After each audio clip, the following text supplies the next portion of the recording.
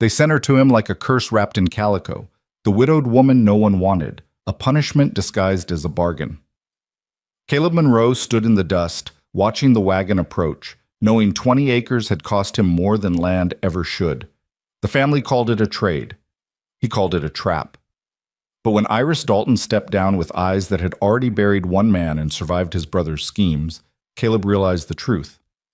She wasn't the punishment. She was the secret they were desperate to hide.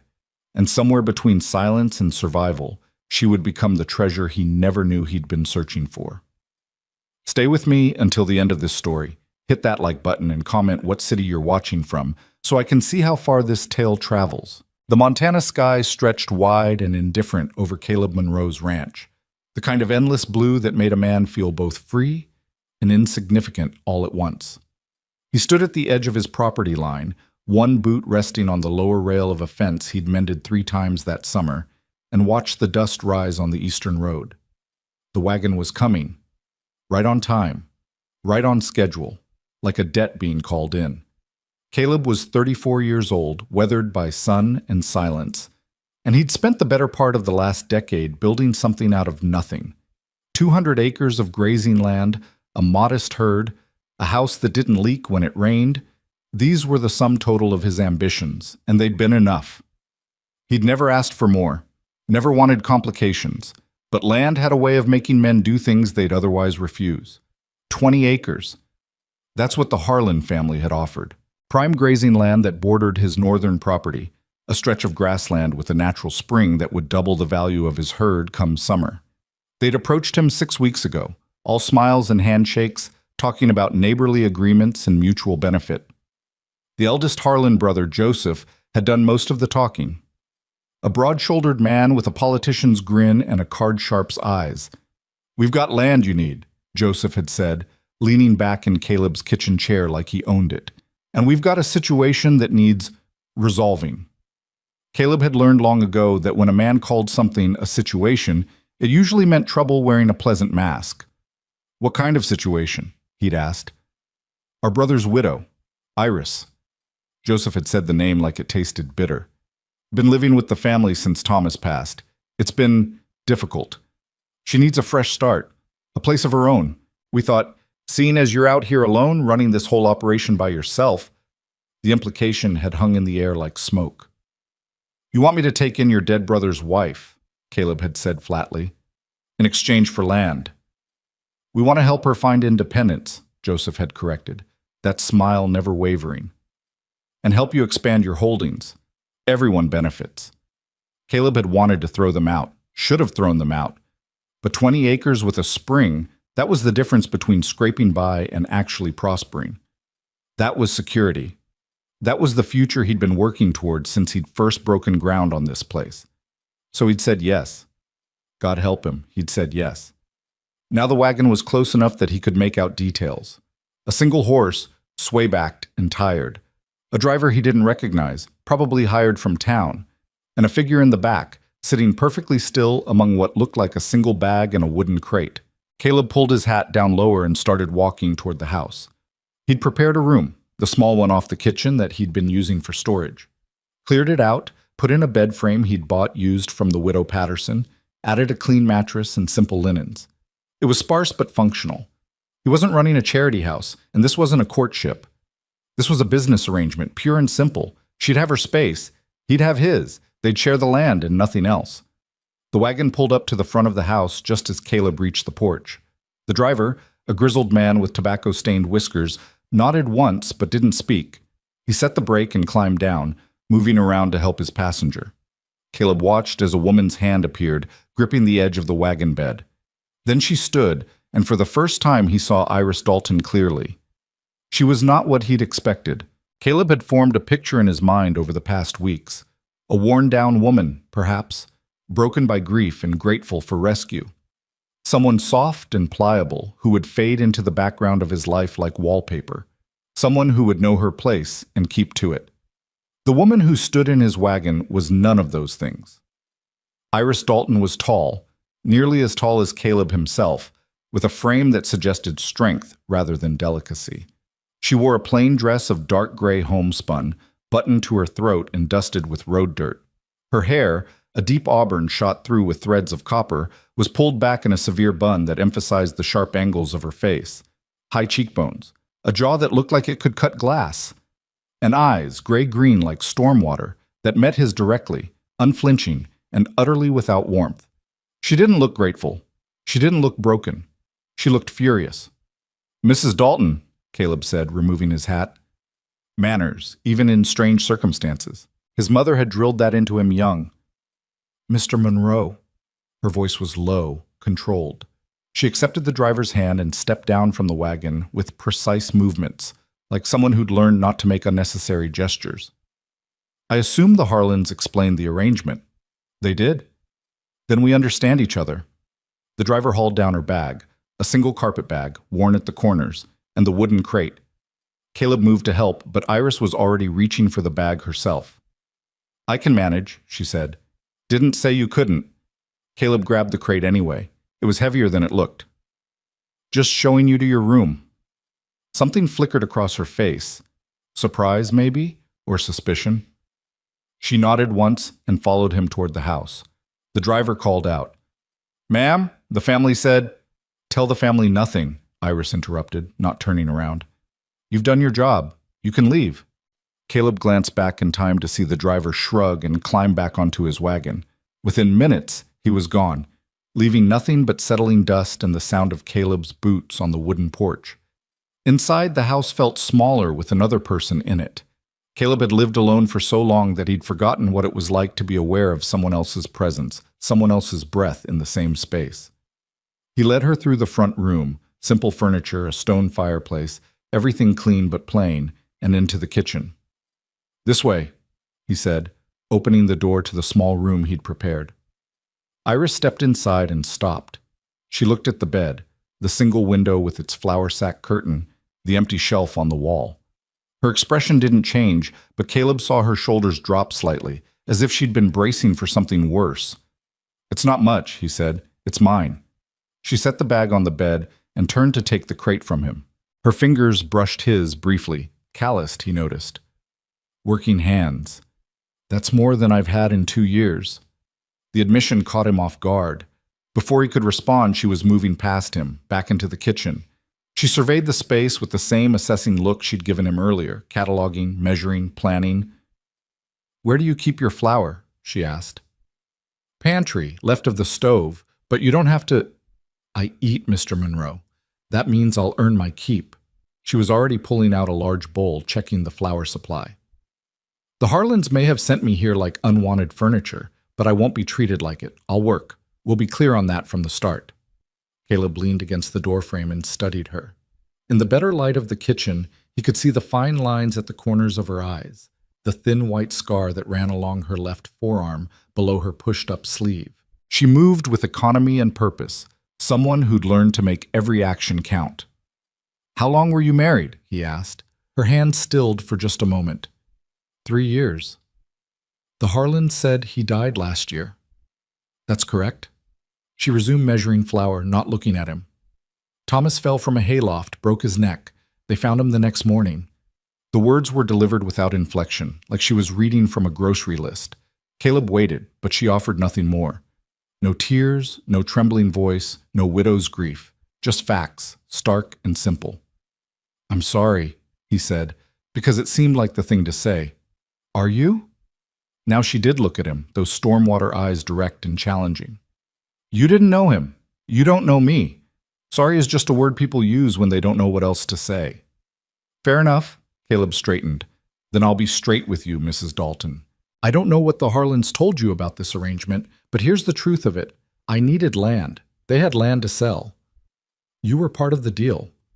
I agreed because I'm a practical man and this is a practical situation. You'll have room and board here. You'll be safe. You'll be left alone. In return, I got 20 acres and a spring. That's the bargain." Iris set down the measuring cup and faced him fully. "And the Harlans told you I needed a fresh start? That they were helping me find independence?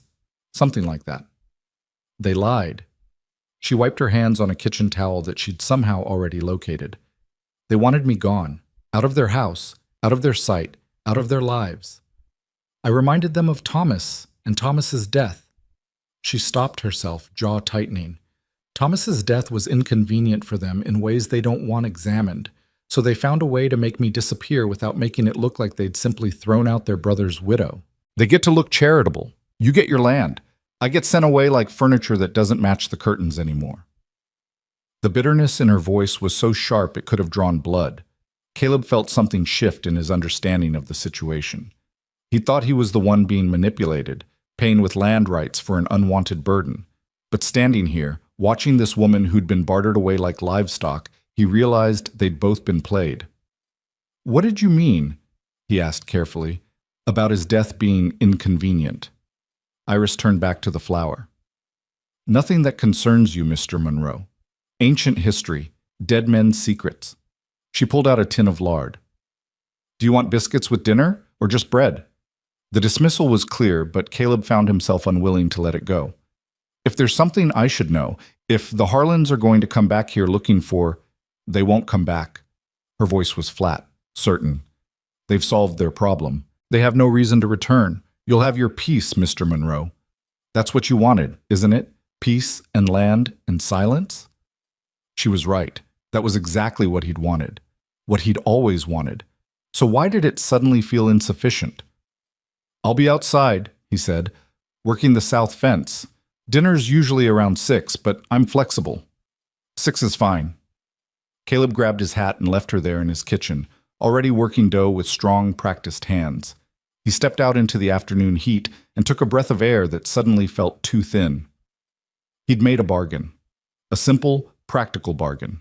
Land for lodging, resources for resources. It should have been straightforward, but as he walked toward the barn to get his tools, Caleb couldn't shake the feeling that Joseph Harlan had smiled so wide because he'd known something Caleb didn't. That the situation needing resolution was bigger and darker than a simple inconvenient widow, and that Iris Dalton, standing in his kitchen with her angry eyes and her careful words, was either the victim of something terrible or the cause of it. He didn't know which possibility worried him more. The first 3 days passed in a silence so complete it felt like its own living thing. Caleb kept to his routines, up before dawn, checking the herd, mending fence, hauling water, the endless small tasks that kept a ranch from sliding into chaos. He ate breakfast before Iris woke and took dinner after the sun was fully down, finding his plate waiting for him on the stove, covered with a clean towel. They existed in the same space like ghosts haunting different rooms. On the morning of the 4th day, Caleb came in early. A fence post had snapped clean through, and he'd run out of replacement wood, to find Iris standing in the kitchen doorway, staring at something outside. "Problem?" he asked. She didn't startle. "That garden plot. Behind the house. Has anyone used it?" Caleb looked where she was pointing. There was indeed a square of land, maybe 20 by 20 feet, marked off by old stones. The previous owner had kept vegetables there, but Caleb had never bothered. He got what he needed from town when he made his monthly supply runs. "Not in years," he said. "Why?"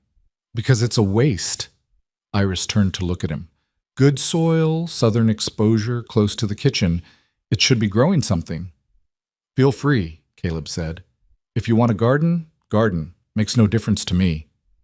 Something in her expression shifted, not quite softening, but easing slightly.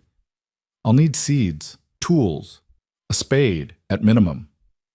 "There's tools in the barn. 3rd stall.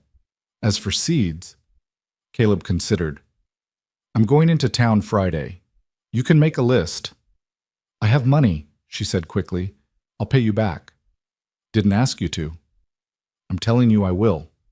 They stood there in the early morning light, locked in a battle of wills over something as simple as garden seeds. Finally, Caleb nodded. "Friday," he repeated, and left her standing there. But when Friday came and he rode into town, he found himself in the general store with Iris's list in his hand, buying twice as many seed packets as she'd requested. Tomatoes and beans, squash and carrots, herbs he couldn't even name. When the shopkeeper, old Samuel Frost, raised an eyebrow, Caleb just shrugged. "Starting a garden," he said. "Didn't know you had the interest, Caleb." "I don't, but—" He paused, surprised by what he was about to say. "Someone else does." Samuel's other eyebrow joined the first. "Someone else? You got a woman out there, Monroe?" I got a lodger, business arrangement. But Samuel was already grinning. A woman lodger, business arrangement. Right. Well, you tell this business arrangement that she'll want these too. He added packets of flower seeds, hollyhocks, and black-eyed Susans. No garden's complete without something pretty. Caleb almost protested, but something stopped him. He paid for the flowers too. When he got back to the ranch, evening was falling. He found Iris behind the house, wielding a spade like a weapon, turning over soil that hadn't been touched in half a decade. She'd been at it for hours, clearly. Her dress was dirty, sweat darkened the back of her neck, and her hair had come partially loose from its severe bun. She looked alive. Got your seeds, Caleb said, dismounting and pulling the packages from his saddlebag.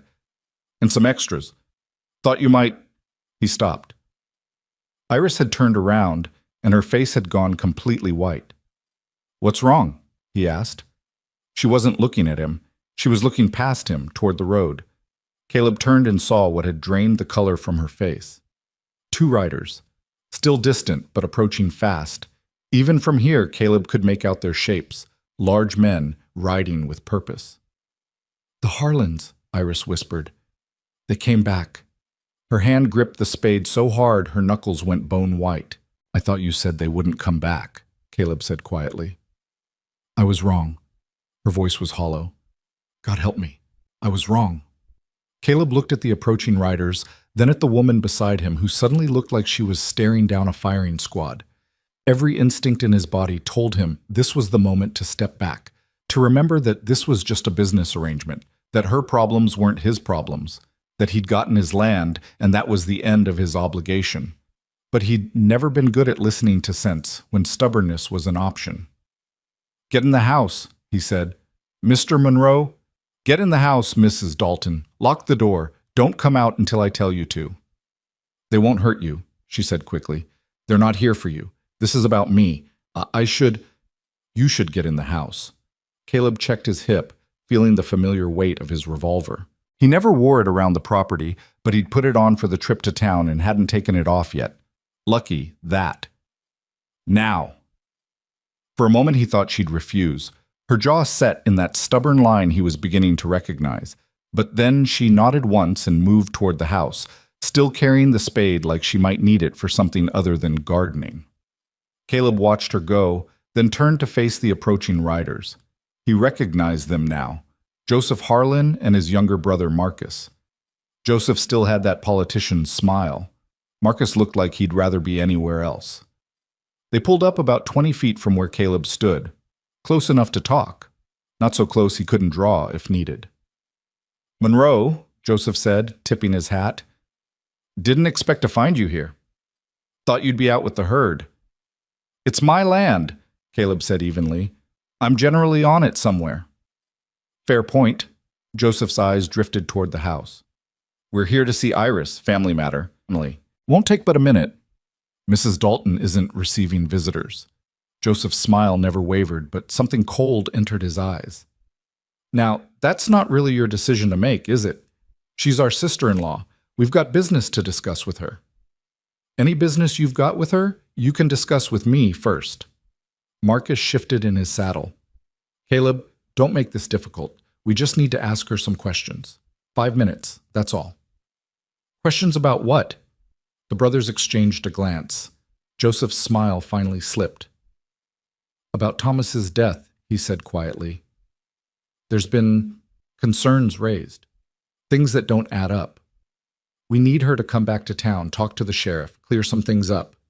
Caleb felt his blood go cold. You're accusing her of something. We're not accusing anyone of anything, Joseph said smoothly. We're just trying to get to the truth. Thomas's death was ruled an accident, but recently some information's come to light that suggests maybe it should be looked at again.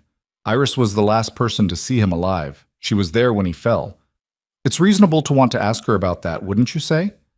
I'd say it's mighty convenient you're raising these questions now, 6 weeks after you traded her away like livestock. Joseph's expression hardened. Careful, Monroe. This doesn't concern you. This is family business, Harlan business. You've got no stake in this. I've got 20 acres says otherwise, Caleb replied. That's the deal we made.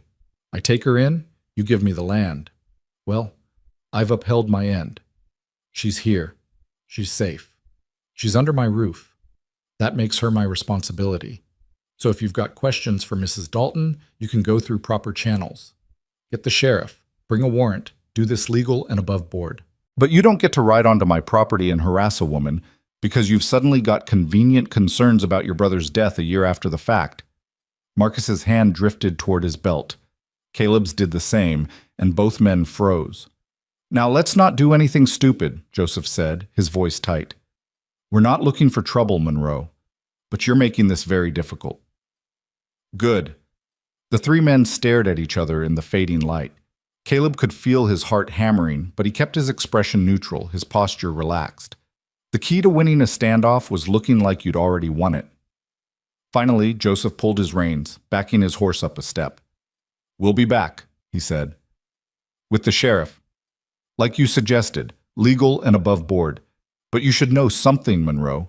You're harboring a woman who might be a murderer. That land you're so proud of, it might cost you more than you bargained for. Think about that. They turned their horses and rode back the way they'd come, disappearing into the dusk. Caleb stood there until they were out of sight, then walked slowly to the house.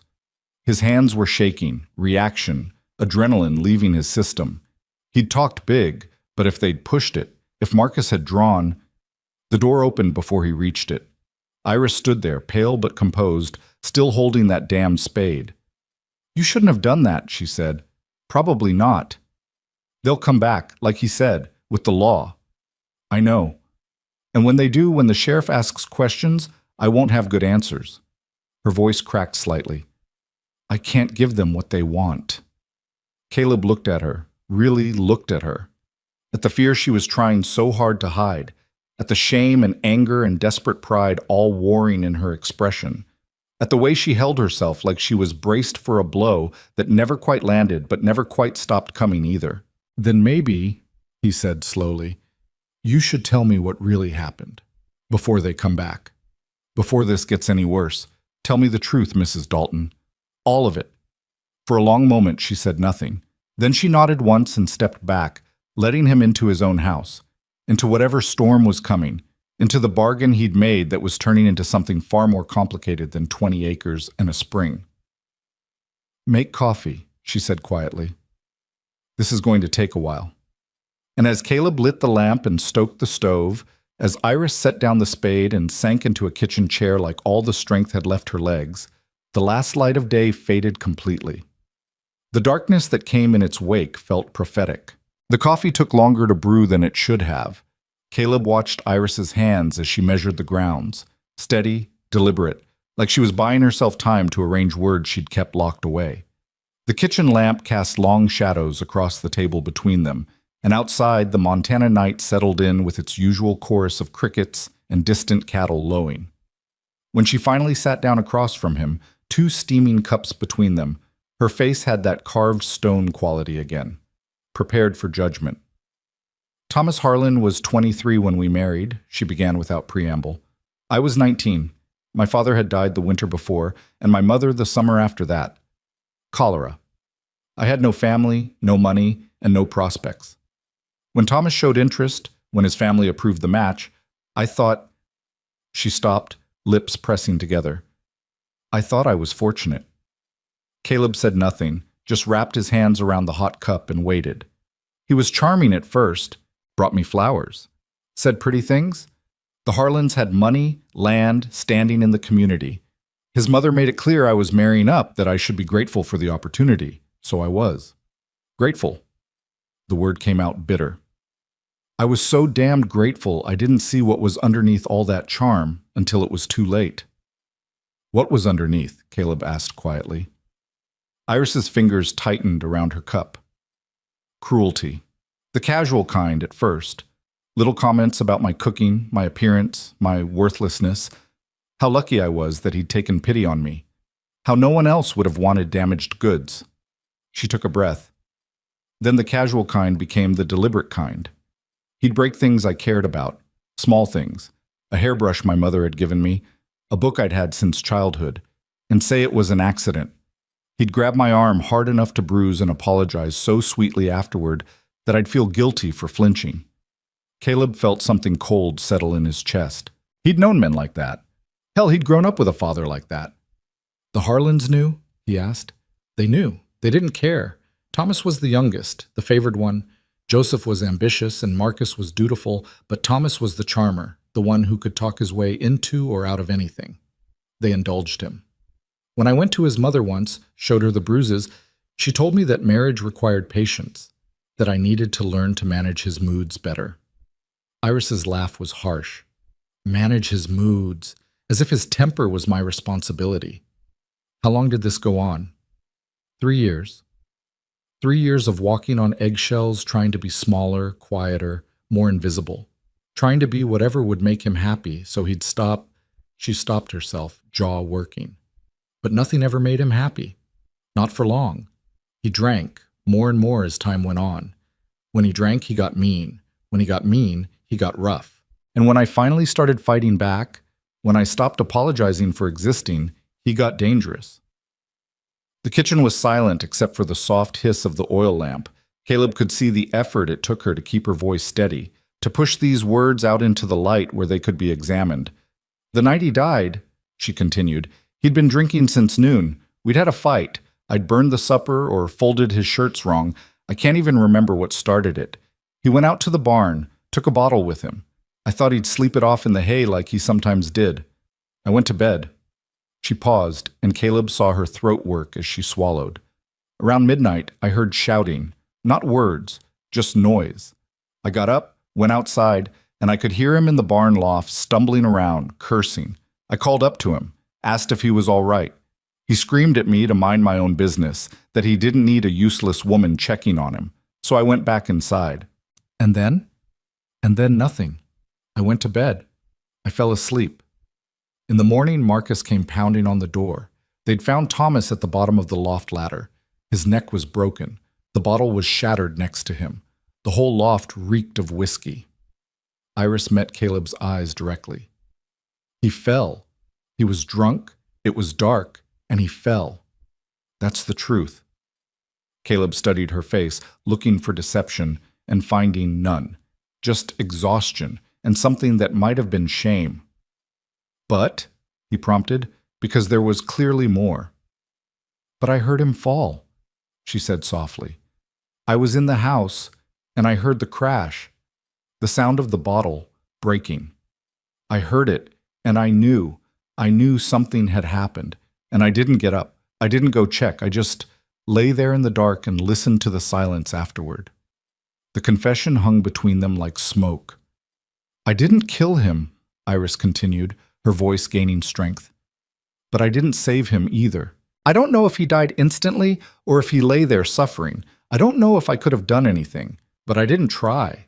And when they found him dead in the morning, my first feeling wasn't grief. It was relief. Caleb let that settle. He'd seen death before, the clean kind and the messy kind, the deserved kind and the senseless kind. He'd learned that the world wasn't simple, that sometimes the worst thing you could do was nothing, and sometimes doing nothing was the only mercy available. The Harlans blamed you, he said. Not at first. At first it was all sympathy and tragedy. Poor Thomas, poor Iris. What a terrible accident. She stood abruptly, moving to the window, staring out at darkness. I lived with them after, because where else was I going to go? The house had been Thomas's, which meant it belonged to the family. I had nothing of my own. So I stayed, and I grieved the way a widow was supposed to grieve, and I tried to be grateful for their charity. What changed? Iris's reflection in the dark window looked ghostly, insubstantial. About 6 months after Thomas died, Marcus's wife Emma came to me. Late one night, when everyone else was asleep, she was crying. She told me that Marcus had started drinking more, getting rough with her the way Thomas used to get rough with me. She asked me how I'd survived it for so long. Caleb felt the pieces starting to shift, the pattern emerging. I told her the truth, Iris said. I told her I'd survived by becoming stone, by feeling nothing, by waiting for it to end. And then I told her that when it finally did end, when Thomas died, I hadn't been sorry. I told her that some deaths were blessings in disguise. Emma told the family. Not exactly. She told Marcus in a fight. screamed at him that she hoped he'd fall off a ladder too, since that seemed to be what it took to escape a Harlan marriage. Marcus told Joseph. Joseph. She turned from the window and her face was hard. Joseph saw an opportunity to get rid of you, to make me disappear without looking like the kind of family that throws out their dead son's widow. If they just kicked me out, people would talk. The church would disapprove. Their reputation would suffer. But if I was dangerous, if there was a question about whether I'd actually killed Thomas, if I was a woman who'd admitted to being glad her husband was dead, well, then sending me away was just prudent, protective. The calculation was cold and precise. Caleb could almost admire it in a sick way. Almost. They couldn't accuse you outright without proof, he said, working through it. But they could create doubt, make you seem suspicious, let rumors do the work. Exactly. Joseph came to me with an offer. He knew about you, knew you were looking to expand, knew you'd negotiated for land before. He said he'd sell you the 20 acres Thomas had owned, my land, technically, as his widow, in exchange for me coming here. Fresh start, he called it.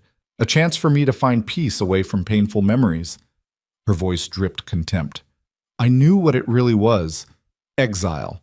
But I also knew if I refused, if I made trouble, they'd find a way to make those rumors official. They'd twist everything. The fact that I'd heard him fall and didn't help, that I'd been relieved he was dead, that I'd told Emma some deaths were blessings. They'd make it sound like murder. So you came here. I came here. Better exile than prison. Better your cold hospitality than their poisoned charity. She returned to the table, sinking back into her chair. I thought that would be the end of it. I thought they'd gotten what they wanted. Me gone, their reputation intact and profitable land sold in the bargain. I thought I'd finally be free of them. But now they're back, Caleb said, with questions they didn't have before. Or questions they're only now willing to make official. Iris's hands were shaking slightly. She pressed them flat on the table. They'll go to the sheriff. They'll tell him about the rumors, about what I said to Emma, about how I didn't check on Thomas when I heard the fall. They'll make it sound damning, and maybe it is damning. Maybe I am guilty of something, even if it's not murder. Maybe wanting someone dead is crime enough. Caleb drank his coffee, which had gone lukewarm. The bitter taste matched his mood. Did you want him dead? He asked. Iris didn't flinch from the question. Yes. Toward the end, yes. I used to lie awake at night imagining it, all the ways it could happen. Accident, illness, violence. I wasn't particular about the method. I just wanted to be free. Does that make me a murderer in my heart? Makes you human, Caleb said. Makes you someone who is trapped and desperate. Doesn't make you guilty of a crime. The law might see it differently. The law requires proof, evidence. They've got nothing but speculation and the word of a woman who was fighting with her own husband. Caleb leaned back, thinking. Besides, if they were really convinced you'd killed Thomas, they would have gone to the sheriff a year ago. This is about something else. What? I don't know yet, but men like Joseph Harlan don't do anything without a reason. He didn't just wake up yesterday with a sudden attack of conscience about his brother's death. Something's changed. Something's made you a threat again when you should have been safely forgotten out here.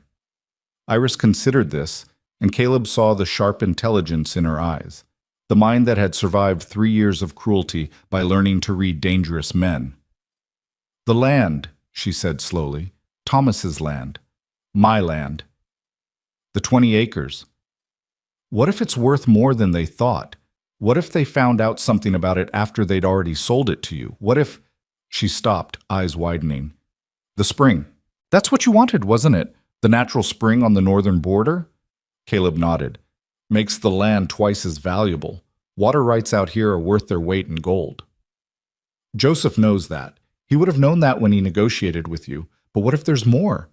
What if someone discovered minerals, or the railroads coming through, or...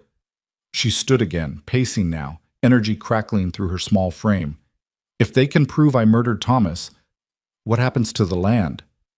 It would revert to the family, Caleb said, following her logic. A murderer can't profit from her crime.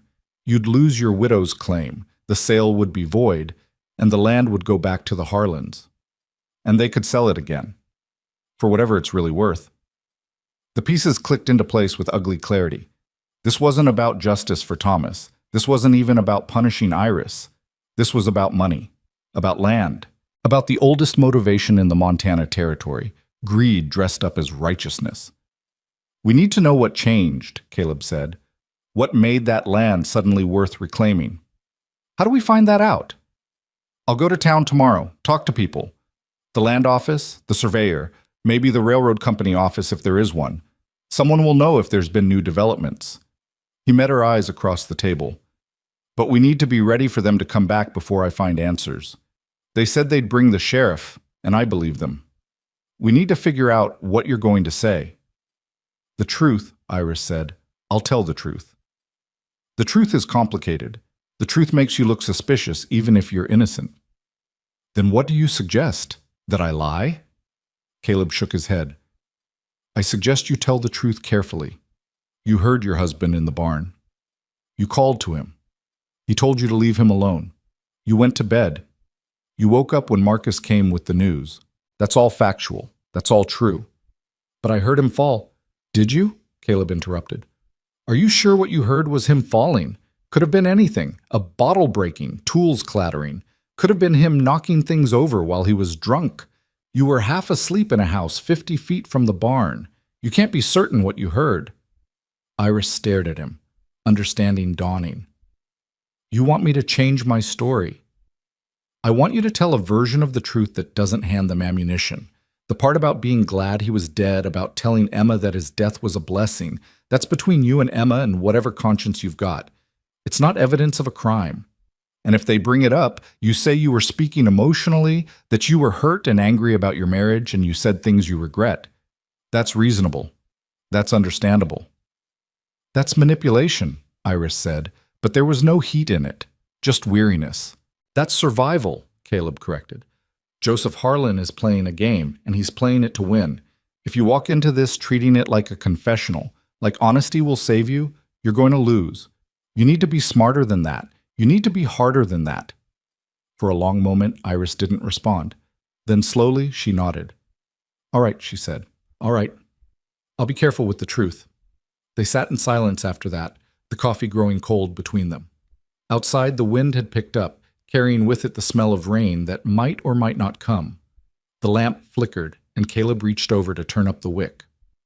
Why are you helping me? Iris asked suddenly. You got your land. The bargain's complete. You could let them take me, wash your hands of the whole mess, keep the property. Why fight for someone you barely know? Caleb had been asking himself the same question since he'd faced down the Harlan brothers in his yard. The practical answer was that if the sale was voided, he'd lose the land anyway. But that wasn't the whole truth, and they'd just spent an hour talking about the importance of truth. I don't like being played, he said finally. I don't like being used. Joseph Harlan sold me that land knowing full well he might try to take it back. He made me part of his scheme without my knowledge or consent. That sits wrong with me. That's not the only reason, Iris said, watching him with those two perceptive eyes. No, it wasn't. The other reason was sitting across from him with her tired face and her survivor's spine, looking like she'd been fighting alone for so long she'd forgotten what it was like to have someone in her corner. The other reason was that he'd seen too many people get ground down by those with power and money and cruelty, and he'd promised himself a long time ago that he wouldn't be the kind of man who looked away. No, he admitted, it's not. Iris's expression softened just slightly. Thank you, for what it's worth. Don't thank me yet. We haven't won anything. They're coming back, and when they do, it's going to get ugly. I know, but at least this time I won't face it alone. Something about the way she said it, simple, factual, grateful, made Caleb's chest tight. He stood abruptly, gathering the coffee cups. You should get some sleep, he said gruffly. Morning comes early and I need to leave for town at first light. Iris stood as well, but she didn't move toward her room. Instead, she walked to the window again, looking out at the darkness. I started that garden, she said quietly, because I wanted to believe I could stay here. That maybe this place could be more than just exile. That maybe I could plant something and watch it grow and have a future that wasn't just running or hiding or waiting for the next bad thing. She turned to face him. If they take me away, if this all goes wrong, will you keep the garden? The question caught him off guard. It was such a small thing, such a simple request, and yet it felt enormous. I will, he said. I promise. She nodded, satisfied, and finally retreated to her small room off the kitchen. Caleb heard the door close softly, the rustle of her preparing for bed. He stood in the kitchen for a long time after, staring at the darkness beyond the windows, thinking about gardens and promises and the strange way life had of taking simple bargains and turning them into something far more complex. Eventually, he banked the fire, turned down the lamp, and made his way to his own room at the back of the house. But sleep didn't come easy. He lay awake listening to the wind, planning what he'd say and where he'd go and how he'd fight if it came to that. And in the room off the kitchen, Iris Dalton lay awake too, wondering if honesty had ever really saved anyone, or if survival always required a little bit of careful sin. The morning came gray and threatening, clouds piling up on the western horizon like a bruise. Caleb was up before dawn, moving quietly through the house so as not to wake Iris. But when he emerged from his room, she was already in the kitchen, fully dressed, pulling biscuits from the oven. "You don't sleep much," he observed. "Habit. Thomas liked his breakfast early. Old patterns die hard." She set a plate in front of him without being asked. Biscuits, eggs, bacon she must have fried while he was getting dressed. "Eat. You'll need your strength." Caleb ate, and the food was good, better than anything he'd made himself in years. When he finished, Iris handed him a wrapped package. "Lunch," she explained, "for the road." "Mrs. Dalton—" "Iris," she interrupted. "If we're going to be conspirators and manipulating the truth, we should probably use first names." A small smile tugged at Caleb's mouth. "Iris, then, and I'm Caleb." "I know. I've heard the neighbors." She poured him coffee for the road, using a tin cup with a lid. "Be careful in town. The Harlans have friends there, people who'll report back to them."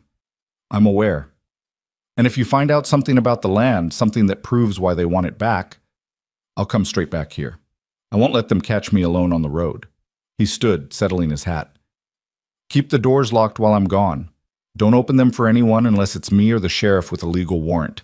And if it's the sheriff—" "Tell the truth carefully," Iris finished. "I remember." Caleb hesitated at the door, then turned back. "Last night, you asked why I was helping you. I didn't give you the whole answer." "What's the whole answer?" He looked at her standing in his kitchen in the early morning light, this woman who'd been sent to him like a curse and was turning into something else entirely. "I think," he said slowly, "that the Harlans made a mistake.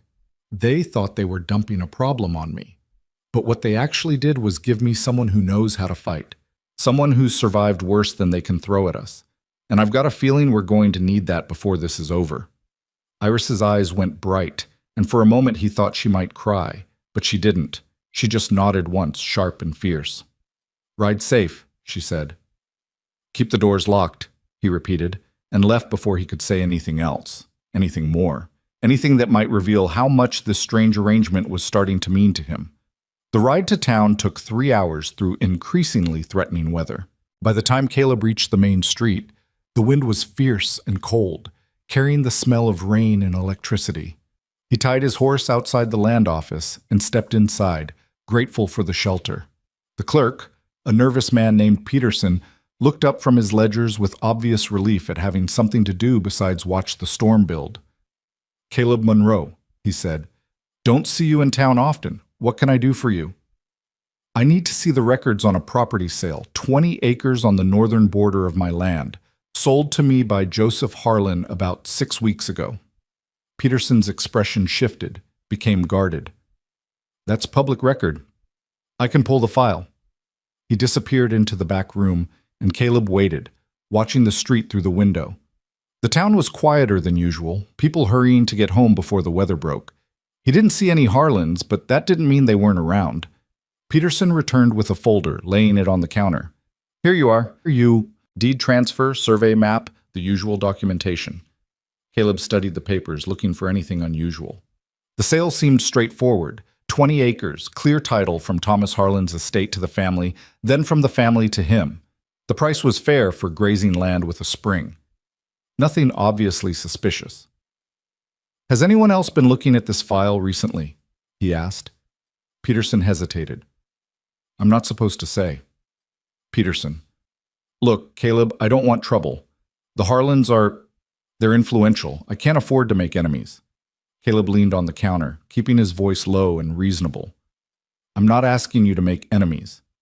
I'm asking if someone's taken an interest in property I now own. That's a legitimate concern for a landowner. The clerk chewed his lip, then sighed. Joseph Harlan was here 2 weeks ago, wanted to see the survey map, spent a long time studying it, asked about mineral rights. There it was, the confirmation they needed. Mineral rights, Caleb repeated. Did he say why? No, but right after he left, a man came in. Well-dressed, city type. Asked to see the same map, said he was with a mining company out of Denver. Caleb felt his pulse quicken. What kind of minerals? Didn't say, but he was real interested in the spring area. Asked if the water rights were included in your purchase. Peterson lowered his voice further. Between you and me, Caleb, I'd hold tight to that land. Word is there might be silver in those hills. Not a lot, maybe, but enough to make it worth someone's time. Silver. Of course. It explained everything, why the Harlans wanted the land back, why they were willing to destroy Iris's reputation to get it, why Joseph had that particular gleam in his eye. Thank you, Peterson. This helps. Caleb, be careful. The Harlans don't take kindly to people standing between them and money. I'm learning that. Caleb left the land office just as the first heavy drops began to fall. He should have headed straight back to the ranch, but something made him detour to the sheriff's office. Better to know if the Harlans had made their accusations official yet. Sheriff Tom Brennan was a fair man, as far as Caleb knew, but he was also practical. He enforced the law, but he was also aware of who held power in the county. When Caleb walked in, Brennan looked up from his desk with an expression that was half greeting, half wariness. Caleb, didn't expect to see you today. Didn't expect to be here. But I've got a situation and I wanted to get ahead of it. This about the Harlan matter? So they had been here.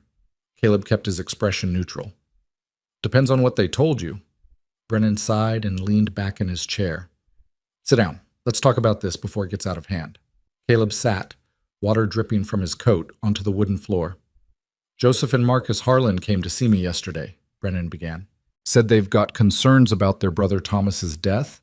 Said his widow, who I understand is staying at your place now, might have had something to do with it. Based on what evidence?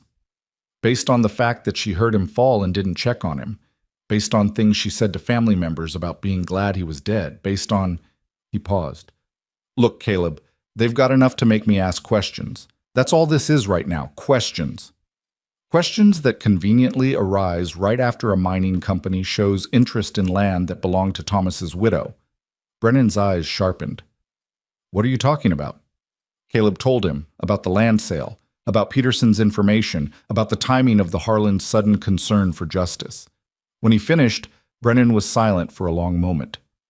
You're saying this is about mineral rights, not murder, the sheriff finally said. I'm saying the timing is suspicious as hell.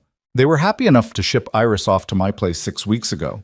Now suddenly they're worried she might be a killer, right after someone discovers there might be silver on that land? That's speculation. So is their murder theory. Difference is, mine has a financial motive that makes sense. Brennan rubbed his face. This is going to be a mess. It doesn't have to be. You investigate properly. You look at the evidence, or lack of it. You consider the timeline. You ask yourself who benefits if Iris Dalton is convicted of murder. And if I determine there's enough evidence to bring charges, then we'll deal with that when it comes. But I'm asking you to be thorough, to not let the Harlan's influence push you into arresting a woman based on gossip and speculation. The sheriff studied him for a long moment. You've gotten mighty protective of a woman you've known for less than 2 months. I've gotten protective of what's right, Caleb corrected. There's a difference. Outside thunder rumbled, close enough to rattle the windows. The storm was here. I'll investigate properly, Brennan said finally. But I will investigate. I'll need to talk to Mrs. Dalton. And if the evidence points toward her involvement, if the evidence actually points that way, I won't stand in your way. But make sure it's evidence, Tom. Not just the word of men who have a lot to gain from her being found guilty. Caleb stood to leave, but Brennan called him back. One more thing. The Harlans mentioned that Mrs. Dalton's husband had been rough with her, that there was violence in the marriage. You asking or telling? I'm saying that if that's true, it gives context. Doesn't excuse murder if it happened, but it gives context. Juries understand self-defense. They understand desperate women in bad situations. It was as close to sympathy as a lawman could offer while still doing his job. Caleb nodded once. I'll keep that in mind. The ride home was miserable. The storm broke fully just as Caleb left town, turning the road into a river of mud. Rain came down in sheets, cold and punishing, and lightning split the sky with enough frequency to spook his horse. It took twice as long to get back to the ranch, and by the time he arrived, soaked through and shivering, full dark had fallen. The house was dark except for a single lamp in the kitchen window. Caleb put his horse in the barn, rubbing him down and giving him extra feed for enduring the journey, then slogged through ankle-deep mud to the house. Iris had the door open before he reached it, and her face was tight with worry. I was starting to think something had happened, she said, pulling him inside. Storm slowed me down. He stripped off his dripping coat, his hat, but I found out what we needed to know. He told her everything, the mining company, the silver, Peterson's information, his conversation with the sheriff. As he spoke, he watched the expressions cross her face. Anger, vindication, fear, determination. So they're going to destroy me for silver that might not even be there, she said when he finished. They're going to try. But now we know what we're fighting, and knowledge is leverage. Iris moved to the stove where she'd kept dinner warm despite not knowing when, or if, he'd return. She dished him a plate of stew, set it in front of him with the same automatic care she'd shown that morning. The sheriff will come, she said. Soon, probably. Maybe even tomorrow if the weather clears. Probably. And I'll tell the truth. Carefully. Yes. She sat down across from him, hands folded on the table. Outside, the storm raged against the house, but inside the lamplight was warm. The air smelled like beef and vegetables, and for a moment it felt almost peaceful. Caleb, Iris said quietly, whatever happens, whatever they do or say or try, I want you to know that these last few weeks, being here, having space to breathe and think and just exist without fear, it's been more than I had any right to expect. You've given me something I thought I'd lost forever. What's that? Hope, she said simply. The possibility that life could be different, better. That's worth fighting for, don't you think? Caleb looked at her across the table. This woman who'd arrived like unwanted cargo and had somehow become essential to the working of his days. Who'd taken his spare room and turned it into a home, his abandoned garden into a promise of green things growing. Who'd been sent as punishment and revealed herself as treasure. Yes, he said, it's worth fighting for. And when the storm finally wore itself out hours later, when the rain gentled to a whisper and the thunder moved off toward distant mountains, they were still sitting there in the lamplight, making plans and building strategies and preparing for the battle they both knew was coming. Outside, the garden she'd planted lay flattened by the storm, all that careful work undone by weather's indifference. But come morning, they would see that some things had survived, that roots ran deeper than anyone expected, that what looked destroyed might only be resting, gathering strength for what came next. The morning after the storm dawned clear and cold, the kind of crystalline brightness that made everything look sharp-edged and new. Caleb woke to the smell of coffee and frying bacon, sounds that had become familiar over the past weeks but still carried a strange comfort. He dressed quickly and emerged to find Iris already outside, surveying the damage to her garden. He joined her in the muddy yard, following her gaze to the flattened rows of seedlings. The storm had been merciless. Young tomato plants lay broken and scattered, bean poles had been torn from the ground, and the carefully turned soil had washed into runnels and gullies. Weeks of work destroyed in a single night. Iris stood perfectly still, her face unreadable. Then, slowly, she crouched down and began examining the wreckage more closely. Her fingers moved through the mud, checking roots, testing stems. Some of them made it, she said quietly. The carrots, maybe. They're deep enough. And these beans here, see? The roots held. They're bent but not broken. Caleb crouched beside her, seeing what she saw. Amid the destruction, there was survival. Stubborn, unlikely survival. We can replant, he said. I'll help. We've got time before the growing season ends. Iris turned to look at him, and something in her expression made his chest tight. Gratitude, yes, but also something fiercer, determination that had been tested and found unbreakable. When they come, she said, and they will come. I need you to let me handle it my way. Can you do that? Depends on what your way is. My way is standing my ground, not hiding, not apologizing, not making myself small. I've spent too many years doing that. She stood, wiping mud on her already dirty skirt. I'm done being the person everyone wants me to be. If they're going to accuse me, let them do it to my face. Let them see what I've become. Before Caleb could respond, the sound of horses carried across the morning air. Multiple horses, coming from the east. They both turned toward the road, and Caleb felt his hand drift instinctively toward his hip, where his revolver rested. That was faster than I expected, Iris murmured. 4 riders emerged from the tree line. Sheriff Brennan in front, recognizable by his badge even at a distance. Behind him, Joseph and Marcus Harlan. And a 4th man Caleb didn't recognize, dressed in town clothes, carrying what looked like a leather document case. "Who's the 4th?" Iris asked. "Don't know. Lawyer, maybe." They waited in the yard as the riders approached, neither retreating nor advancing. Caleb positioned himself slightly in front of Iris, not blocking her but making his presence clear. A statement without words. The riders pulled up at a respectful distance. Sheriff Brennan dismounted first, his weathered face neutral and professional. Joseph Harlan followed, that politician's smile already in place. Marcus looked uncomfortable, and the 4th man simply observed with cold, calculating eyes. "Caleb, Mrs. Dalton." Brennan tipped his hat. "I apologize for the early visit, but this matter needs addressing." "Sheriff," Caleb acknowledged, "you want to come inside, have some coffee while we talk?" "I'm afraid this isn't a social call." Brennan pulled a folded paper from his coat. "Mrs. Dalton, I have questions regarding the death of Thomas Harlan. I need you to come into town. Give a formal statement. It's not an arrest," he added quickly, seeing Caleb's expression darken. "Just questions. Official record." "Questions based on what evidence?" Caleb demanded. Joseph Harlan stepped forward. "Based on information that's come to light suggesting my brother's death wasn't the simple accident we all believed it to be." "Information," Iris said, her voice cutting and clear. "You mean rumors you've been spreading, stories you've twisted to serve your purpose." Joseph's smile never wavered. "I mean testimony from family members, statements you made about being glad Thomas was dead, about his death being a blessing. Those are your words, Iris, your admission." "Admission of what? Relief that an abusive marriage ended? That's not a crime, Joseph. That's honesty." Marcus shifted uncomfortably in his saddle.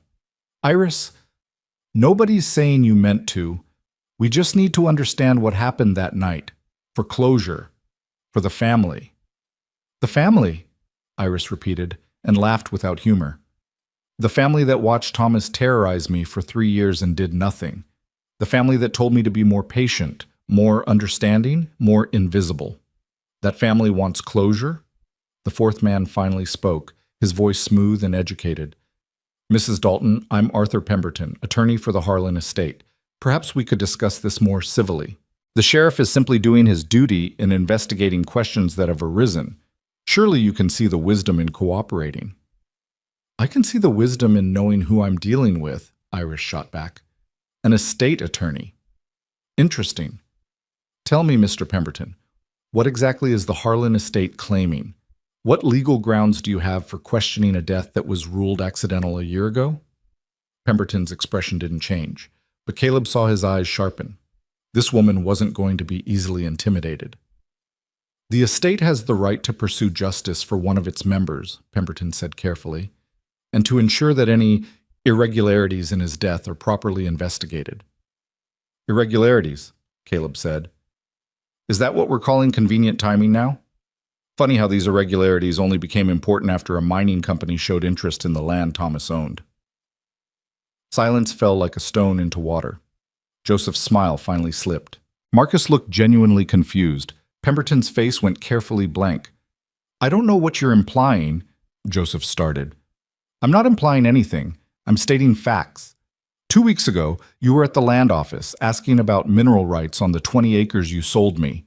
Right after that, a mining representative came asking the same questions.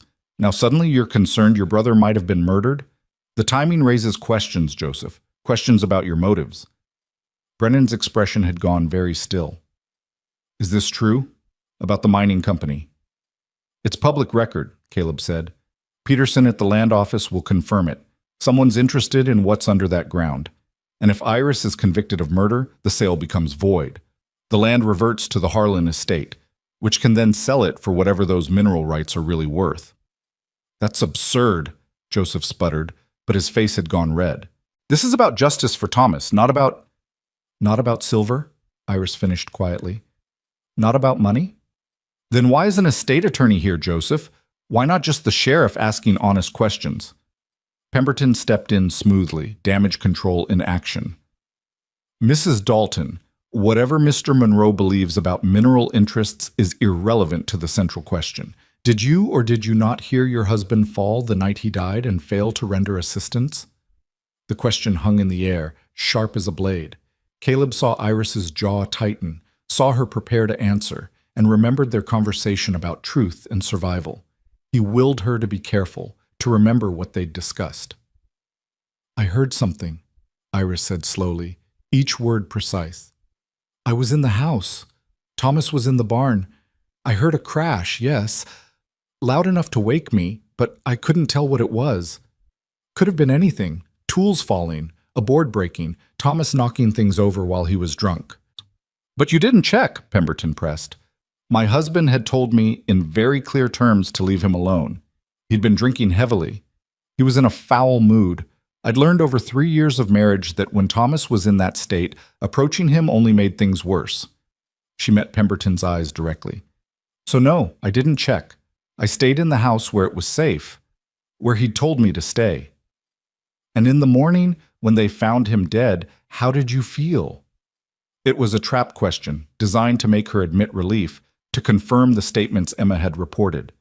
Caleb tensed, ready to intervene, but Iris's voice stayed level.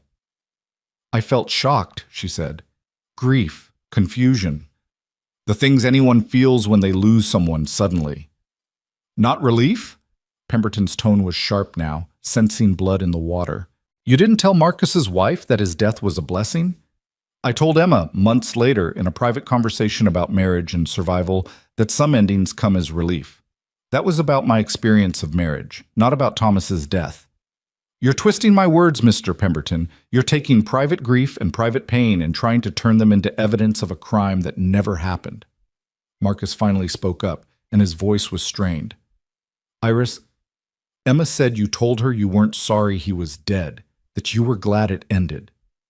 And if I did say that, Marcus, if I said I wasn't sorry to be free of a man who bruised me, who broke my things, who made me afraid in my own home, does that make me a murderer? Or does it make me human? The words struck like physical blows. Marcus flinched. Joseph's face darkened further. Even Pemberton looked momentarily uncomfortable. Sheriff Brennan cleared his throat. Mrs. Dalton, nobody's accusing you of murder. Not yet. But I do need you to come into town. Make an official statement. We need to document all of this properly. I'll give you a statement right here, Iris said. Right now, I have nothing to hide. It needs to be official, in town, with witnesses. Then bring your witnesses here, because I'm not leaving this property voluntarily. If you want to arrest me, Sheriff, show me your warrant, show me your evidence, show me anything besides the word of men who have every reason to lie and a fortune to gain from my conviction. Brennan looked genuinely torn. Caleb could see him weighing duty against justice, law against fairness. Iris, the sheriff said, and the use of her first name was deliberate, personal. I'm trying to do this the right way. Don't make me do it the hard way. The hard way is what the Harlans have planned, Iris replied, dragging me into town, making a spectacle, letting the whole county see the murderous widow being questioned, planting doubt in everyone's minds before there's even a trial. I won't play that game, Tom. I won't help them destroy me. Joseph had clearly had enough. Sheriff, she's refusing to cooperate. That's obstruction. You have grounds to— I have grounds to ask questions, Brennan interrupted, his voice hard. I don't have grounds to arrest anyone based on speculation and family drama. And that's what this is starting to look like, Joseph. Drama, politics, maybe even fraud. How dare you?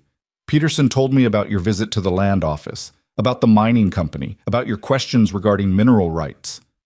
Brennan's expression was granite now. You want to pursue this investigation? We'll pursue it. But we'll pursue all of it, including your motives, including the timing, including whether you're trying to use the law to steal back land you already sold. The air crackled with tension. Caleb's hand stayed near his revolver, ready for this to go sideways at any moment. But it was Pemberton who broke the standoff, his lawyer's instincts recognizing when to retreat. "Gentlemen," he said smoothly, "perhaps we should step back, reassess our approach. Mrs. Dalton has agreed to give a statement. Sheriff Brennan is willing to investigate. Let's not turn this into something uglier than it needs to be." "It's already ugly," Iris said quietly. It was ugly from the moment the Harlans decided their profit was worth more than the truth. Joseph's face was purple now. "You ungrateful! We took you in after Thomas died, gave you a home, provided for you. You made me a servant in your house," Iris cut him off. "You treated me like I owed you for the privilege of being widowed. And when I became inconvenient, when keeping me around reminded you too much of your brother's cruelty, you traded me away like livestock. Don't you dare talk to me about gratitude, Joseph. You wouldn't recognize it if it bit you." Marcus made a sound like he'd been punched. Even Brennan looked taken aback by the venom in Iris's voice. But Caleb felt something like pride watching her stand there in her mud-stained dress, shoulders straight, eyes blazing, refusing to be diminished. "I think," Sheriff Brennan said heavily, "we all need to calm down. Mrs. Dalton, I will need that statement eventually. But I'm willing to take it here on your terms, if you're willing to cooperate." "When?" Iris asked. "Tomorrow.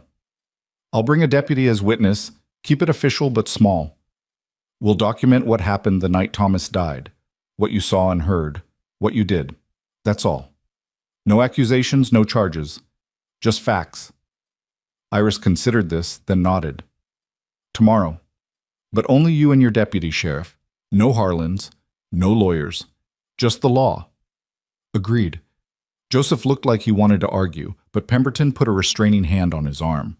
The lawyer had clearly recognized that pushing harder now would only make things worse. "This isn't over," Joseph said, his voice low and ugly. "You think you're clever, hiding behind Monroe and his land, but the truth will come out. One way or another, Iris, you'll answer for what you did."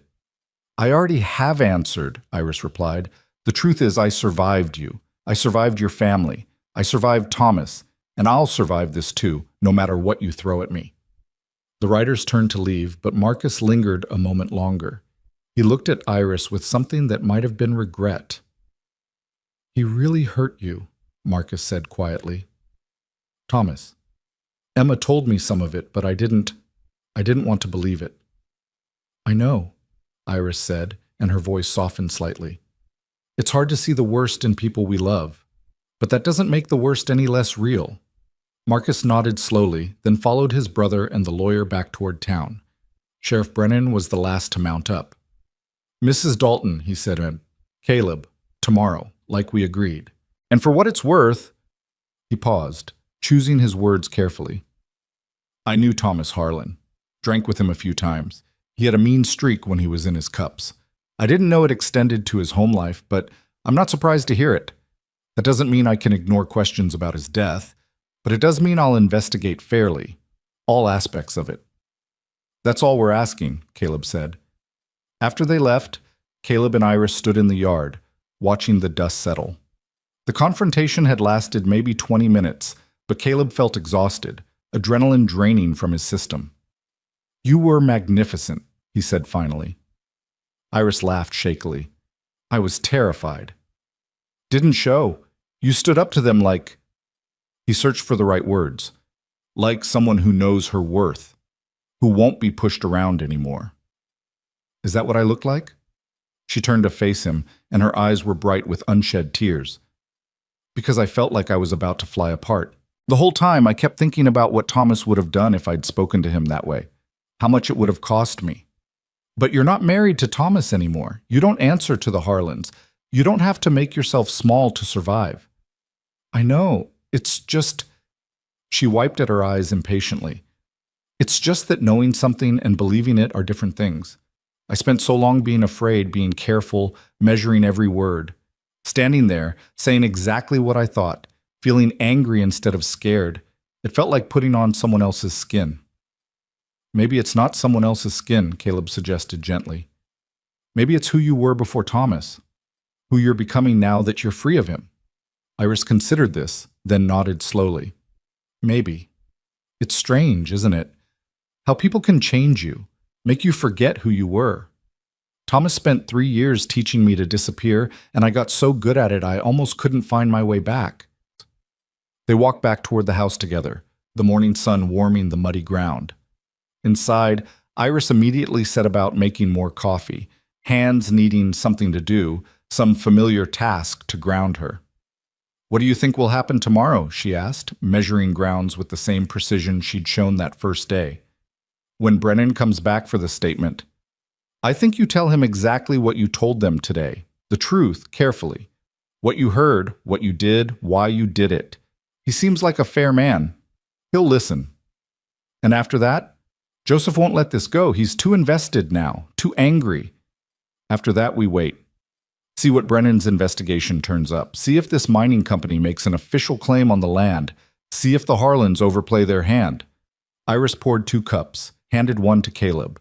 They sat at the kitchen table, the same table where they'd shared so many meals now, where plans had been made and truths had been told. "I've been thinking," Iris said slowly, "about what happens if this goes bad. If despite everything, if they find a way to make charges stick, to take me to trial." "Don't," Caleb interrupted. "Don't plan for the worst, plan for winning. I need to be realistic. If I'm arrested, if I'm convicted, the land would revert to the Harlans. You'd lose everything you paid for. Everything you're fighting for. Then we make sure that doesn't happen. But if it does," she reached across the table, put her hand over his. The touch was unexpected, warm. "If it does, I need you to know that I don't expect you to keep fighting. You've already done more than anyone had the right to ask. If it comes down to saving yourself or standing with me, you save yourself. Promise me that." Caleb looked at her hand on his, at the calluses they shared from hard work, at the strength in her fingers. Then he turned his hand over, lacing their fingers together. "I'm not making that promise," he said firmly, "because I'm not planning to abandon you. This isn't just about land anymore, Iris. This is about what's right. About not letting bullies win. About—" He stopped, surprised by what he was about to say, but pushed forward anyway. "About protecting something I've started to care about." Her eyes widened. "Caleb, I'm not saying this to complicate things. I'm saying it because you should know where I stand. You came here as part of a bargain, yes, but you've become more than that. You've become someone I respect, someone I—" He paused, choosing his words. "Someone I want in my life, not as an obligation, as a choice." Iris's throat worked. "That's the kindest thing anyone said to me in longer than I can remember. It's just the truth." "The truth," she repeated softly. "We keep coming back to that, don't we? The truth in all its complications." They sat there in the morning light, hands joined across the table, and for a moment the world narrowed to just this. 2 people who'd found each other through circumstance and were choosing, deliberately, to stay found. Then Iris pulled her hand back gently, stood, and walked to the window. "We should check the herd. After the storm, make sure none of them are injured or strayed." It was a retreat, a step back from the intimacy of the moment, and Caleb let her take it. They had time. Whatever was building between them didn't need to be rushed. It would grow or it wouldn't, but right now they had more immediate concerns. They spent the rest of the day working the ranch, checking fence lines and counting cattle, falling back into the familiar rhythms of labor. The physical work was grounding, pushing anxiety about tomorrow into the background. By evening, they were both exhausted, and dinner was a quiet affair. That night, Caleb lay in his bed listening to the house settle, thinking about everything that had happened. About Iris standing in the yard, fearless in the face of men who wanted to destroy her. About her hand in his, warm and real. About the possibility that this strange arrangement might become something more. Sleep came slowly, and when it did, his dreams were troubled. Visions of courtrooms and accusations, of Iris being led away in chains, of the garden dying in neglect. He woke before dawn to the sound of voices outside. Low, urgent voices. Male voices that didn't belong. Caleb was on his feet instantly, revolver in hand, moving through the dark house. He could hear Iris stirring in her room, the quick rustle of someone dressing in a hurry. Through the front window he saw them, at least 6 men on horseback, circling the house in the pre-dawn darkness.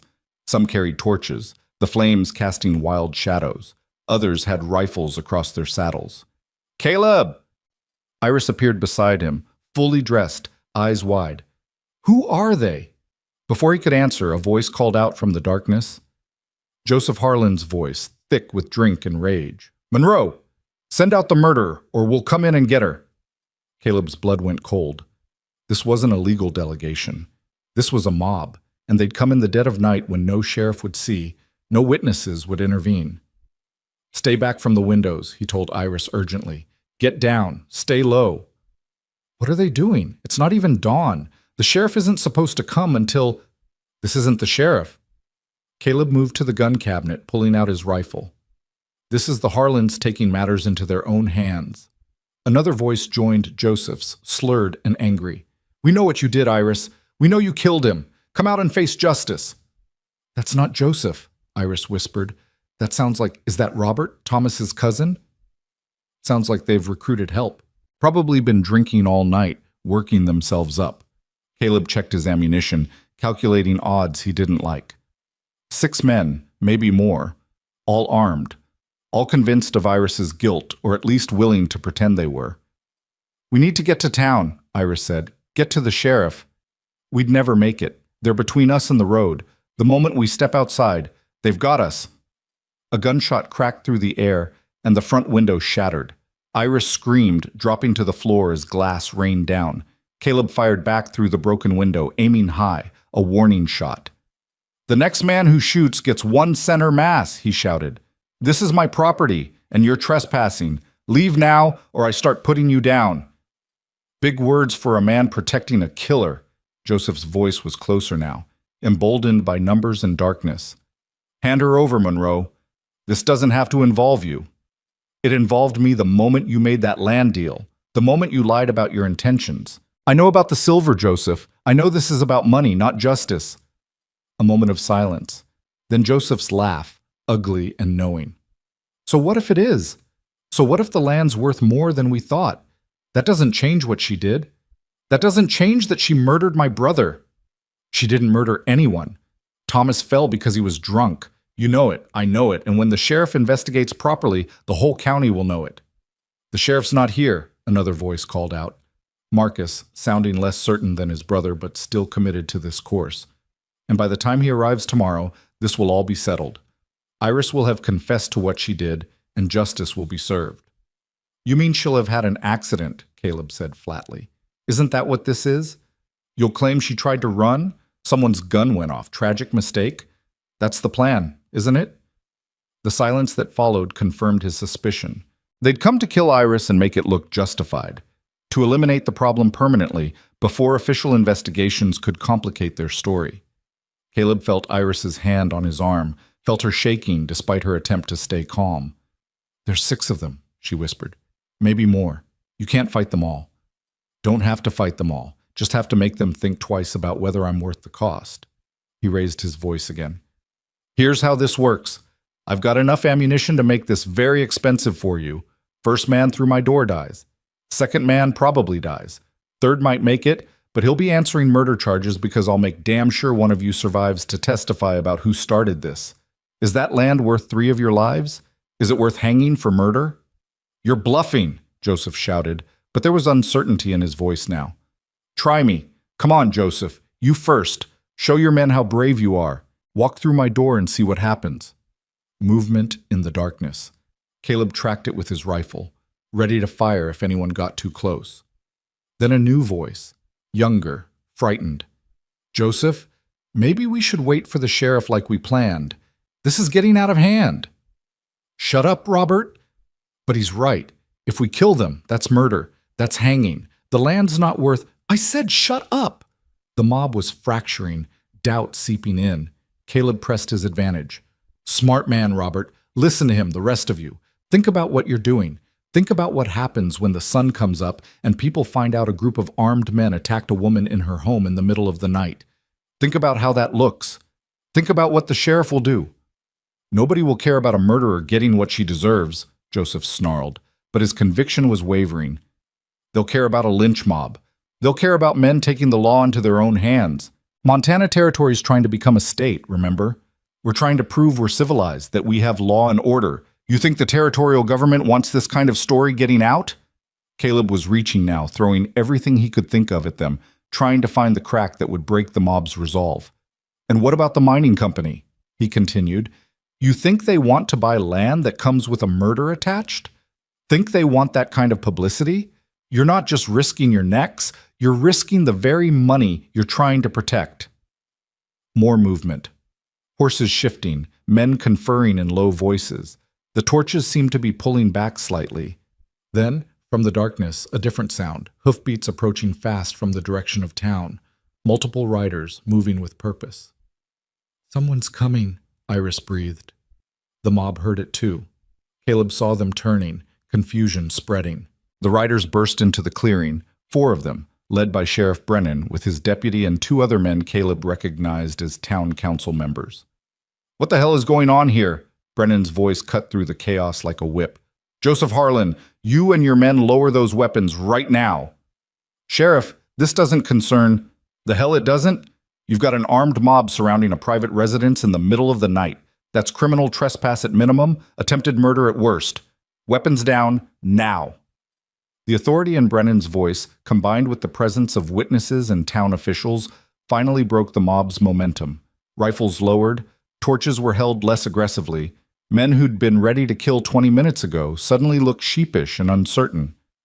Caleb didn't lower his own weapon. Not yet. Not until he was sure this was really over. Brennan dismounted, striding toward the house. Caleb, you and Mrs. Dalton all right? Windows shot out, but we're unharmed. Anyone fire back? Warning shot only, over their heads. Good. That's self-defense. Brennan turned to face the mob. The rest of you? You've got explaining to do, starting with why you thought vigilante justice was a good idea. Joseph tried to rally. We have reason to believe Iris Dalton murdered my brother. We were within our rights to... You were within your rights to bring your concerns to me, which you did yesterday. You were not within your rights to form a mob and attack her home. That's what the law is for, Joseph, to handle these things properly, not whatever this is. The law's too slow, one of the other men shouted. She'll run. She'll disappear before justice can be served.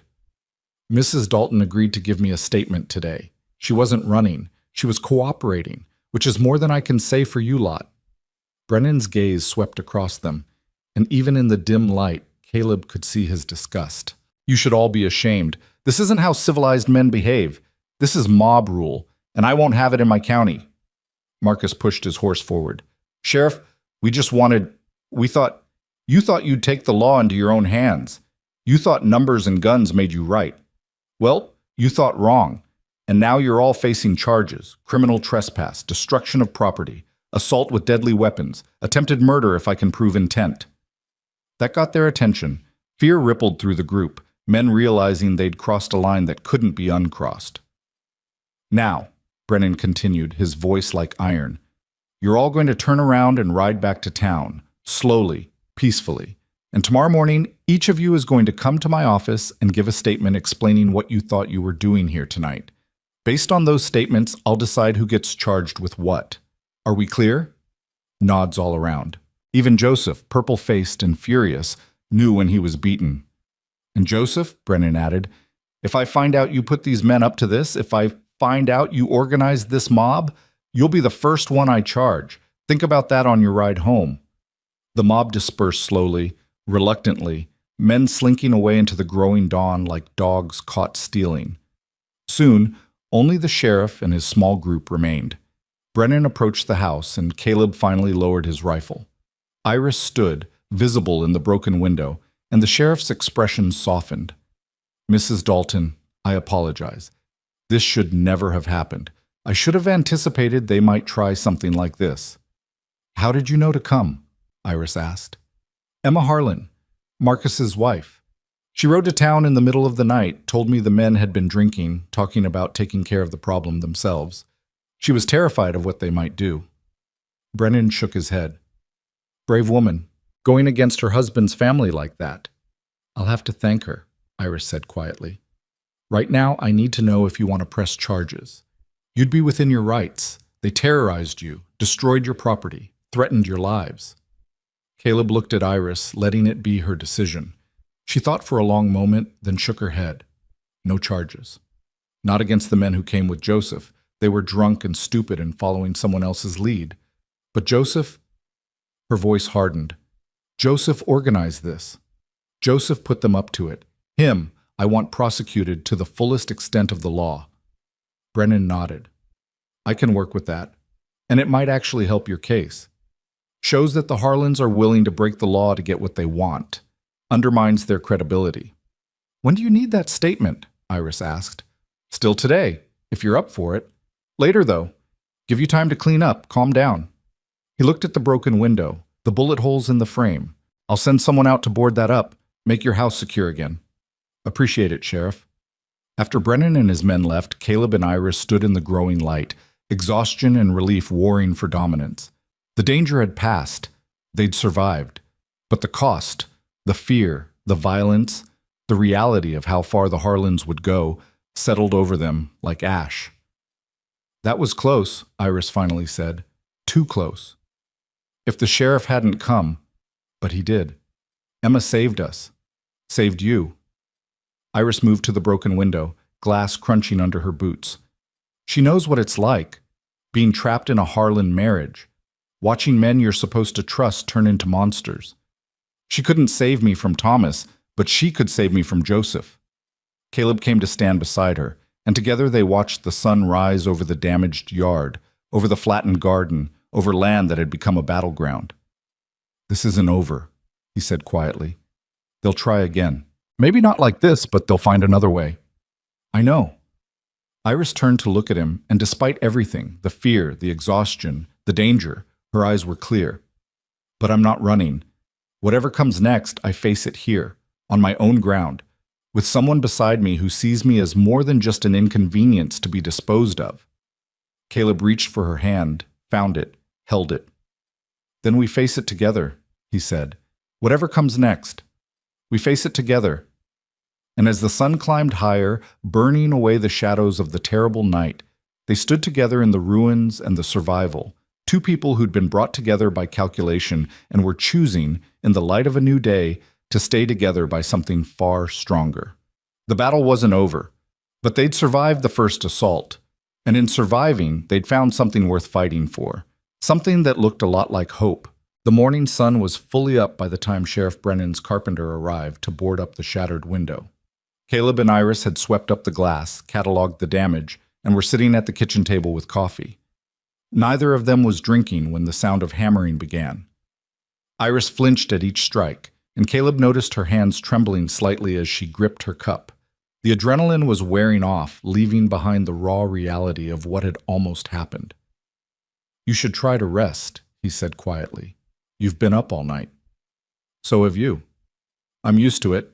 Calving season, you learn to function without sleep. I'm not delicate, Caleb. I don't need coddling. But her voice lacked conviction, and when she set down her cup, some of the coffee sloshed over the rim. Without thinking, Caleb reached across the table and covered her shaking hand with his. No one's saying you're delicate. You stood in that window and stared down 6 armed men. You're the furthest thing from delicate I've ever seen. But being strong doesn't mean you can't be scared. Doesn't mean you can't admit when something shook you. Iris looked down at their joined hands, then slowly turned hers over, lacing their fingers together like she had the day before, like it was becoming natural. I thought they were going to kill us, she said softly. When I heard Joseph's voice, when I saw those torches, I thought this was it, that I'd survived Thomas only to die at his family's hands anyway. And the worst part was thinking you'd die too, because of me, because of a bargain you made that turned into so much more than you agreed to. I knew what I was getting into when I faced them down that first day, Caleb said. Maybe not the specifics, but I knew the Harlans were trouble. I knew taking you in would come with complications. I chose it anyway. Why? It was the same question she'd asked before, and this time Caleb had a better answer, or at least a more honest one. Because the first time I saw you step down from that wagon, You looked like someone who'd been fighting a war alone for too long. And I know what that feels like. My father—" He stopped, surprised to find himself going there, to that territory he never visited. "My father was a hard man, mean when he drank. My mother learned to make herself invisible, just like you did. Learned to take the blame for his moods, his failures, his cruelty. I was 10 when she finally left him, packed a bag, took me with her, never looked back." Iris's grip on his hand tightened. "Where did she go?" "Her sister's place in Colorado. We lived there until I was old enough to work, old enough to take care of her. She died when I was 23. Pneumonia. But she had 6 years of peace before that. 6 years of not being afraid, of not measuring every word, every action, every breath against someone else's temper." He met Iris's eyes. "When you told me about Thomas, about what he did to you, I saw my mother. I saw what she survived, and I thought, if I can give you what she had, even just a few years of peace, of safety, of being able to breathe, then that's worth whatever comes with it." Tears spilled down Iris's cheeks, but she didn't wipe them away. "She raised a good man. She raised a stubborn one, not sure it's the same thing." "It is." Iris squeezed his hand once more, then gently withdrew, using both hands to wipe her face. "All right, enough sentiment. We have work to do. The sheriff will be here this afternoon for my statement. I need to be ready." They spent the next hours preparing. Caleb wrote down everything he knew about the land sale, the mining company interest, the timeline of Joseph's visits to the land office. Iris went over and over the events of the night Thomas died, refining her story, making sure every word was both true and careful. By the time Brennan returned with his deputy, a young man named Charlie Hayes, early afternoon, they were as ready as they'd ever be. The sheriff sat up at the kitchen table, pulling out papers and a pen. "Mrs. Dalton, this is just a formal accounting of what happened the night your husband died. Deputy Hayes will witness and sign. Anything you say can be used in court if this goes to trial, so I need you to be truthful and complete. Do you understand?" "I understand." Brennan began with basic questions: her name, her marriage to Thomas, the date of his death. Then he moved into the substance. "Walk me through that night. Start from dinner." Iris took a breath and began. Her voice was steady, each detail measured and clear. She described the fight, though she softened it, saying only that Thomas had been upset about something she'd done, that he'd been drinking. She described him going to the barn, her going to bed, the crash she'd heard, how she'd thought it was just Thomas being careless in his drunken state. "You didn't check on him?" Brennan asked, his pen scratching across paper. "No. Thomas had made it very clear he wanted to be left alone. When he was in that mood, approaching him only made things worse." "Made things worse how?" Iris hesitated, and Caleb saw her making a calculation. How much truth to tell? How much to protect herself versus how much to expose the reality of her marriage? "Thomas had a temper," she said finally, "especially when he drank. He could be rough, verbally and physically. I'd learned it was safer to give him space until he calmed down." Brennan's pen stopped moving. He looked up at her, his weathered face grave. "Are you saying he was violent with you?" "Yes." "How often?" "Often enough that I knew the pattern. Knew when to stay away, when to be silent, when to make myself scarce." Iris's voice didn't waver. "I'm not proud of that, Sheriff. I'm not proud that I learned to live that way, but survival sometimes means swallowing your pride." "Did you ever report this violence to anyone?" "I told his mother once. She said marriage required patience, that I needed to manage his moods better." Brennan's jaw tightened. He made a note, then continued. "So you went to bed. Then what?" "I fell asleep. In the morning, Marcus came pounding on the door. Said they'd found Thomas at the bottom of the loft ladder. His neck was broken. That's when I knew the crash I'd heard was him falling." "And how did you feel when you learned he was dead?" There it was, the trap question, the one Pemberton had tried to use against her. Iris met Brennan's eyes directly. "I felt shocked," she said. "Grief. Confusion about what had happened, and—" she paused. "And relief. Relief that the marriage was over, that I'd never have to be afraid of him again. Is that what you're asking, Sheriff?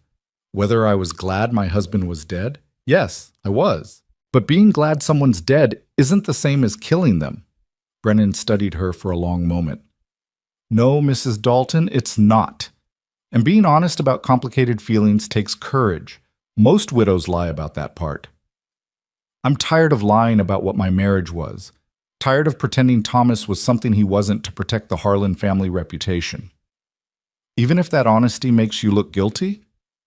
Even then. Because the truth is my only real defense. The truth is that I didn't kill my husband. I didn't help him die. I just didn't save him. And maybe that makes me a bad person. Maybe that makes me cold-hearted, but it doesn't make me a murderer. The room was silent except for the scratch of Brennan's pen as he wrote. Deputy Hayes, who'd been standing quietly by the door, shifted uncomfortably.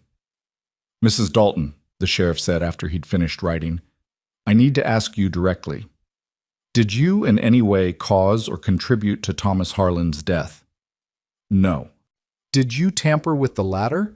Put anything on the rungs to make them slippery? Do anything at all that might have caused him to fall? No. I was in the house. I was in bed. I didn't go near that barn until the next morning when Marcus took me out there to see Thomas's body. Did you want him dead? Iris didn't hesitate. Yes. Toward the end, yes. I wanted to be free, and death seemed like the only way that would happen. But wanting something and doing something are different things.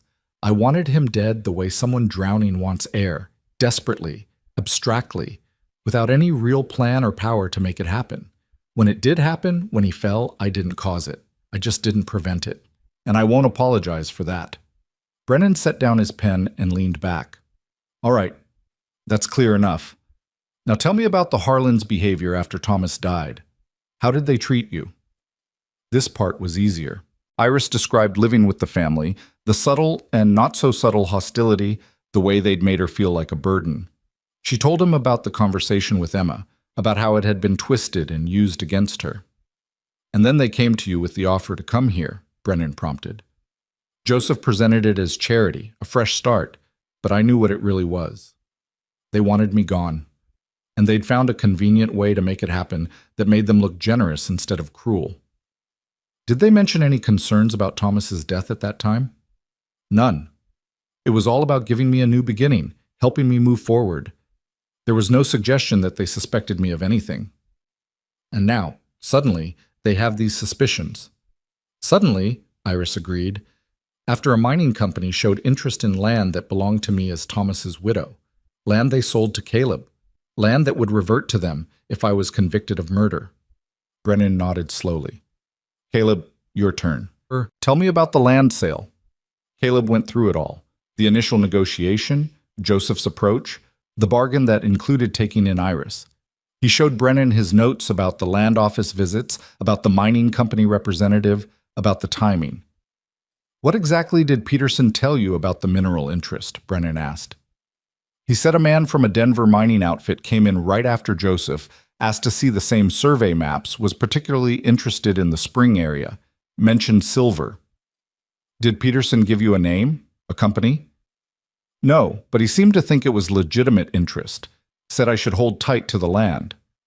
Brennan made more notes, his expression thoughtful. This puts things in a different light. Joseph came to me yesterday talking about justice and family honor. He didn't mention anything about mineral rights or mining companies. Because it undermines his whole story, Caleb said. Makes it obvious this isn't about Thomas's death. It's about money. Alleged money, Brennan corrected. We don't actually know if there's silver there. Could be the mining company was just doing preliminary surveys. Could be nothing comes of it. But Joseph doesn't know that, Iris pointed out. He just knows someone's interested enough to ask questions, and he knows that if I'm convicted, the land comes back to him and he can profit from whatever's there.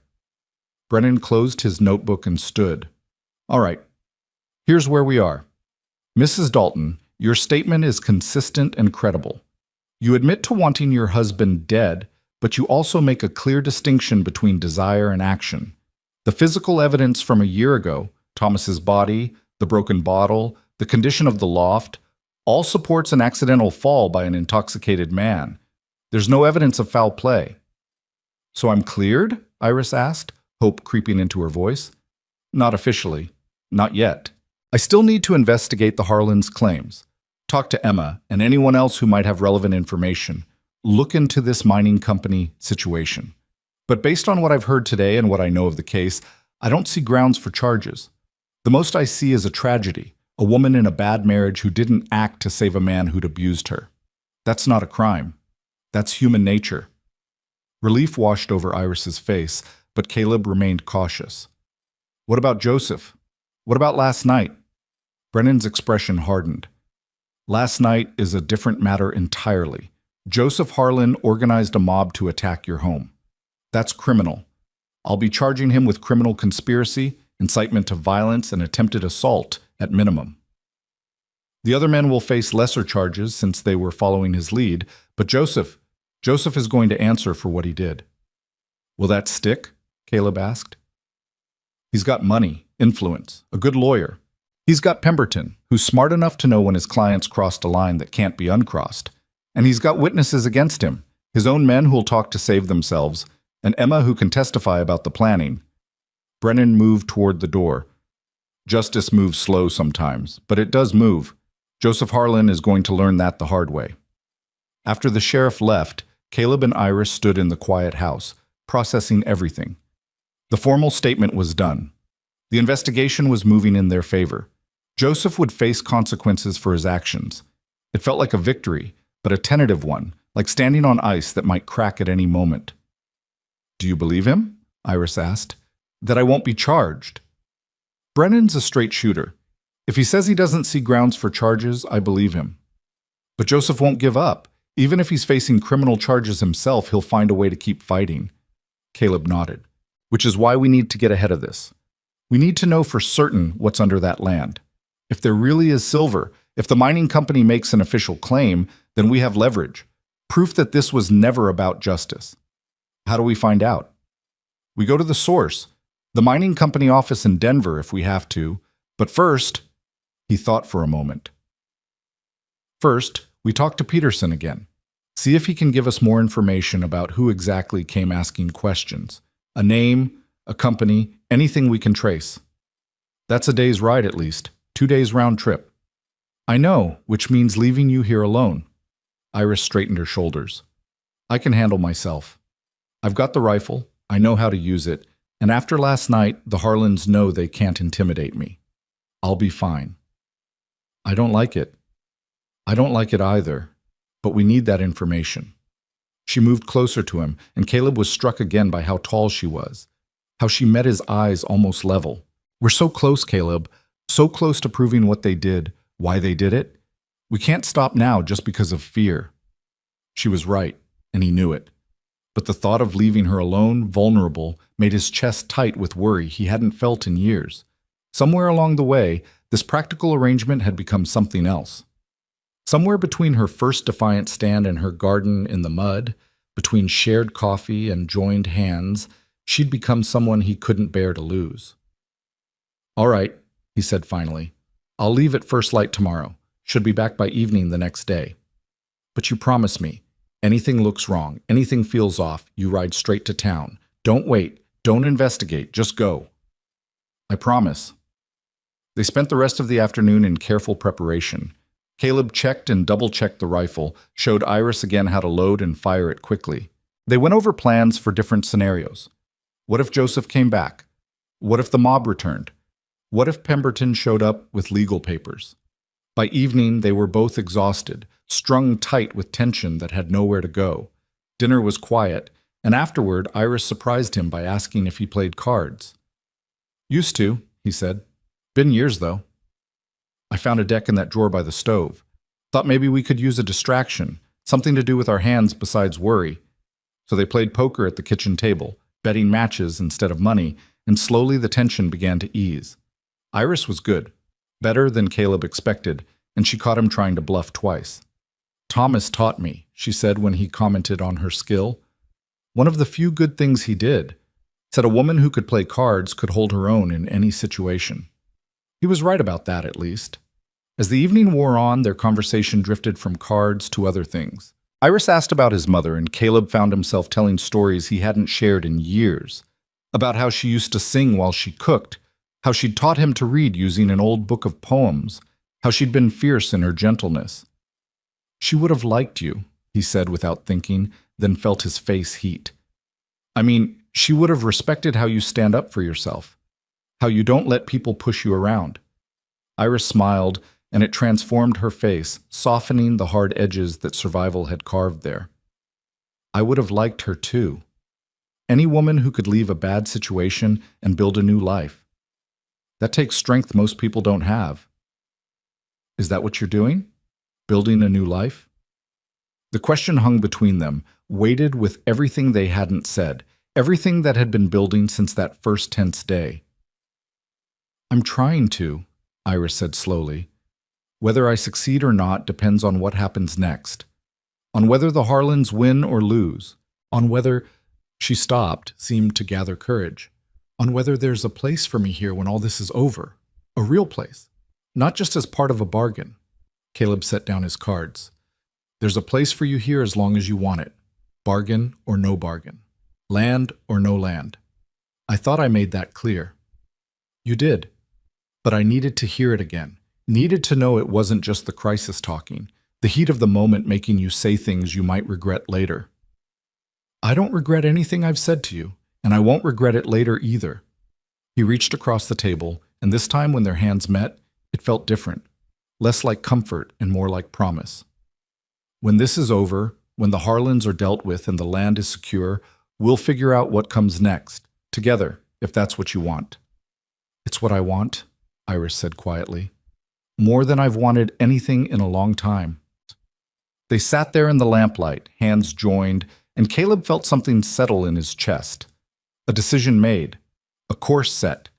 Whatever happened with the Harlans, whatever the investigation revealed, this was real. This mattered. This was worth protecting. Eventually, they said goodnight, retreating to their separate rooms. But as Caleb lay in his bed, staring at the dark ceiling, he found himself thinking not about the journey tomorrow or the dangers ahead, but about the possibility of a future he hadn't dared imagine. A future where Iris stayed not because she had nowhere else to go, but because she chose to. Where the garden bloomed and the house felt like a home instead of just a structure. Where he wasn't alone anymore. It was a good thought, a hopeful thought. And hope, Caleb had learned, was sometimes the most dangerous thing of all, because it gave you something to lose. He was up before dawn, moving quietly through the house. But Iris was already awake, already dressed, already preparing food for his journey. "You didn't have to do this," he said, watching her wrap bread and cheese in a clean cloth. "I wanted to. Besides, you'll need your strength." She handed him the package, then a canteen filled with fresh water. "Be careful. Don't trust Joseph's people in town. He might have someone watching the land office." "I'll be careful." They walked outside together. The morning was cold and clear, stars still visible in the west. Caleb saddled his horse, checking the cinch twice, stalling. "Caleb," Iris said, "it's going to be fine. I'll be fine. Go do what needs doing." He turned to face her and on impulse pulled her into a brief, tight embrace. She stiffened for just a moment, then relaxed into it, her arms coming up to circle his back. "2 days," he said into her hair. "I'll be back in 2 days." "I'll be here." He pulled back, climbed into the saddle, and rode out as the sun was just breaking the horizon. When he looked back, Iris was standing in the yard, one hand raised in farewell, and the sight of her there, strong and solitary and waiting, made his heart ache. The ride to town took most of the morning. Caleb went straight to the land office, arriving just as Peterson was unlocking the door. "Back again?" the clerk said, not unkindly. "You're persistent, I'll give you that. Need more information about that mining company representative? You remember anything else about him? A name, maybe? What company he was with?" Peterson thought for a moment. "He didn't give me a company name, just said he was doing survey work, but he had papers, official-looking things. I saw a letterhead. Something with Continental in it, I think. Continental Mining or Continental Resources, something like that." "What did he look like?" "City man, 40-something, well-dressed, had a scar here." Peterson touched his left cheek. "Talked educated, not from around here." It wasn't much, but it was something. He say anything about what they were looking for specifically? Just asked about water rights and mineral rights, wanted to know who owned what, who had claims filed. Standard survey questions. Did Joseph Harlan talk to this man? See him while he was here? Peterson's eyes shifted. Can't say for certain, but look, Caleb, I probably shouldn't tell you this, but Joseph was waiting outside when the mining man left. I saw them talking on the boardwalk. Brief conversation, maybe 5 minutes. Then they went their separate ways. So Joseph had made contact with the mining company, had probably learned exactly how valuable that land might be. It was another piece of the puzzle, more proof that this whole situation was orchestrated. Peterson, if I need you to testify to this, to what you saw, what Joseph asked about, would you? The clerk paled. Testify? In court? Against the Harlans? Maybe, if it comes to that. Caleb, I can't afford to make enemies with that family. They've got influence. They've got money. They've got a habit of breaking the law when it suits them. And they almost killed 2 people 3 nights ago because of land they're trying to steal. Is that the kind of people you want to protect? Peterson was quiet for a long moment. Then he sighed. If Sheriff Brennan asks me officially, if it's legal and proper, I'll tell what I know. But I won't volunteer it. I've got a family to think about. Fair enough? And Peterson, thank you. This helps more than you know. Caleb spent the rest of the day tracking down what information he could about continental mining. The telegraph office had no record of any official surveys filed with the territorial government. The assayer's office had no samples submitted for testing. It was all preliminary, all unofficial, which meant either the mining company was being very careful or there was less there than everyone hoped. By the time Caleb started the ride back to the ranch, late afternoon sun slanting golden across the grassland, he had enough pieces to build a picture. Joseph had learned about potential mineral value. He'd made contact with the mining representative. He'd realized that the land he'd sold to Caleb might be worth far more than he'd thought, and he'd decided to get it back by any means necessary, including destroying Iris's reputation and possibly her life. It was greed, pure and simple, greed dressed up as justice, and Caleb had the proof now to expose it. He pushed his horse harder than he should have, anxiety gnawing at him. 2 days, he'd said, but it had been more like a day and a half, and he wouldn't rest easy until he saw Iris standing in that yard, safe and whole. The sun was setting when he finally saw his property line. The house came into view, and relief flooded through him. Everything looked normal, peaceful. No signs of trouble. Then he saw the second horse tied outside. A horse he didn't recognize. Caleb's hand went to his revolver as he approached slowly, eyes scanning for threats. The front door was closed. No sounds came from inside. No signs of struggle. He dismounted quietly, tied his horse, and moved toward the house with the revolver drawn. The door was unlocked. He pushed it open carefully. Inside, Iris sat at the kitchen table across from a woman Caleb had never seen before. Both turned as he entered, and Iris's face broke into a relieved smile. Caleb, thank heavens, I wasn't expecting you until tomorrow. Whose horse is that outside? The other woman stood, and Caleb saw she was young, pretty, with red-rimmed eyes like she'd been crying.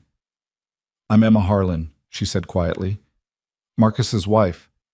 I needed to talk to Iris. To tell her everything. Caleb lowered his weapon but didn't holster it. Everything about what? Emma looked at Iris, who nodded encouragement. Then she turned back to Caleb, and her voice was steady despite the tears. Everything about why the Harlans really want Iris gone. About what they're hiding. About what I know they did. And in the fading light of that evening, with truth finally ready to emerge from shadow, the final pieces of the Harlan conspiracy began to fall into place. Caleb holstered his revolver and closed the door behind him, his eyes never leaving Emma Harlan's tear-streaked face. The young woman looked terrified but determined, her hands clasped so tightly in her lap that her knuckles had gone white. Sit down, Iris said to Caleb gently. Emma's been here for about an hour. She has information we need to hear. Caleb pulled out a chair and sat, his mind racing. Emma Harlan had saved their lives by warning the sheriff about the mob. Now she was here, in their home, looking like she was about to confess to murder herself. Start from the beginning, he said, keeping his voice calm. Tell me what you told Iris. Emma took a shaky breath. The night Thomas died. The real story isn't what the family told everyone. It isn't what they put in the report. Thomas didn't just fall because he was drunk. Caleb felt his pulse quicken. What do you mean? I mean Joseph was there that night, at the barn. I saw him. Emma's voice was barely above a whisper. Marcus and I had been at dinner with the family. We left late, around 11. But Marcus had forgotten something, some papers Joseph wanted him to look at. We turned back. When we rode up to Thomas's place, I saw Joseph's horse tied behind the barn, hidden, like he didn't want anyone to know he was there. Iris had gone very still. You never told me this. I never told anyone. I was afraid. I am afraid. Emma wiped at her eyes. Marcus went inside to find the papers. I waited with the horses, and I heard voices from the barn, raised voices. Thomas and Joseph arguing. About what? Caleb asked.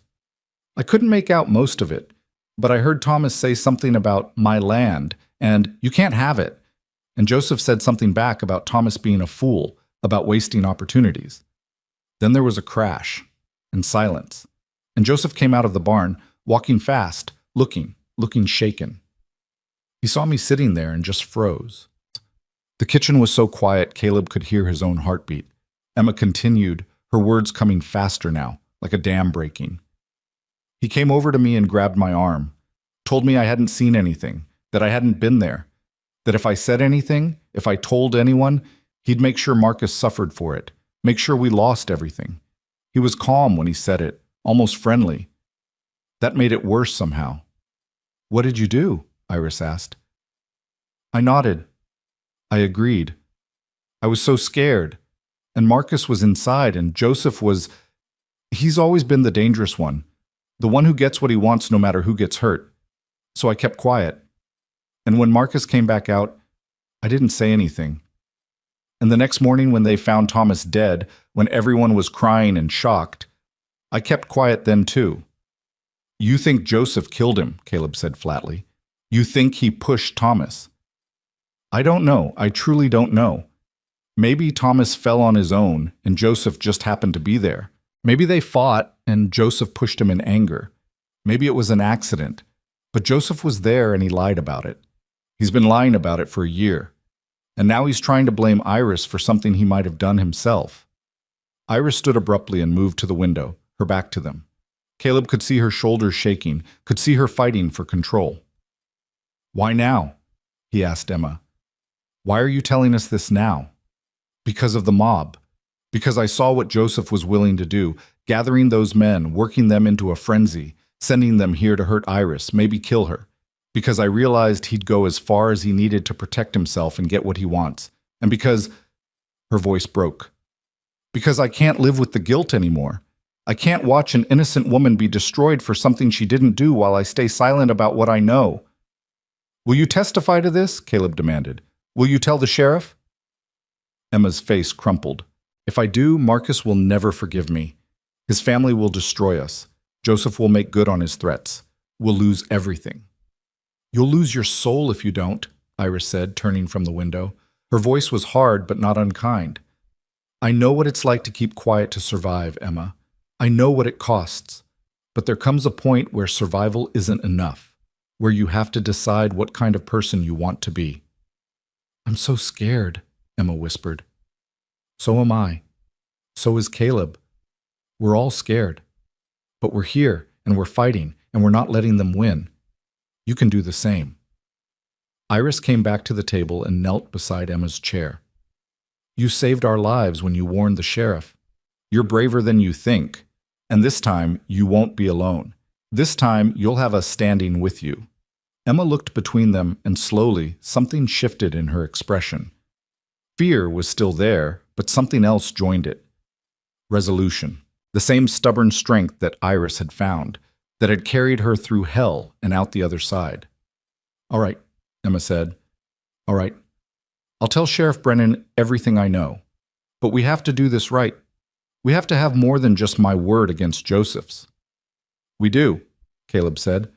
I've got proof that Joseph met with a mining company representative, that he was asking about mineral rights after he'd already sold the land. That establishes motive. Your testimony establishes opportunity and deception. And Iris's statement establishes that she had no involvement. Put it all together, and Joseph has a lot of questions to answer. There's more, Emma said. Something else you should know. The original deed to Thomas's land, the one that should have passed to Iris as his widow, Joseph has it locked in his safe. I've seen it. He told Marcus he needed to keep it secure for legal purposes, but I think he's been planning this all along, planning to claim this land was never Iris's to inherit, because— She stopped, looking sick. Because if she killed Thomas, she can't inherit. The property reverts to the family, and if there's no deed in Iris's name, if Joseph controls all the documentation, he can claim whatever he wants. Caleb felt cold fury settle in his gut. He's been planning this from the beginning. The moment he learned about the mining interest, he started setting up the pieces. Get Iris away from the family so she can't defend herself. Plant doubts about Thomas's death. Gather evidence that makes her look guilty. Then swoop in, reclaim the land, and profit from whatever's underground. It's fraud, Iris said. Conspiracy. Possibly murder. It's all of that, Caleb agreed. And now we can prove it. Emma, is there any way to get that deed from Joseph's safe? Marcus has the combination. Joseph gave it to him in case of emergency. But Marcus would never— Would he if he knew the truth about his brother's death? If he knew what Joseph's really been doing? Emma's face went through a series of emotions: hope, doubt, fear, determination. I don't know. Marcus loves his family, but he's also a good man. If I told him everything, if he believed me, maybe. Maybe he'd help. That's a risk, Iris warned. If Marcus chooses Joseph over the truth, we lose the element of surprise. But if he chooses right, we get the proof we need to bury Joseph's whole scheme, Caleb countered. Emma, how well do you know your husband? Really know him? Emma was quiet for a long moment. Then she spoke, and her voice was stronger than it had been. Marcus isn't like Joseph. He's never been cruel, never been calculating. He follows Joseph's lead because that's what he's always done, because Joseph's older and smarter and more forceful. But Marcus has a conscience. I've seen it. When he drinks now, when he gets rough with me, he cries afterward, apologizes, hates himself. He's not a bad man. He's just a weak one who's been following a bad man's example. Then we take the risk, Caleb decided. We bring Marcus in. Tonight, if possible. The longer we wait, the more chance Joseph has to cover his tracks or make another move against us. Iris looked at him sharply. You trust this? No, but I trust that Emma knows her husband, and I trust that we're running out of time.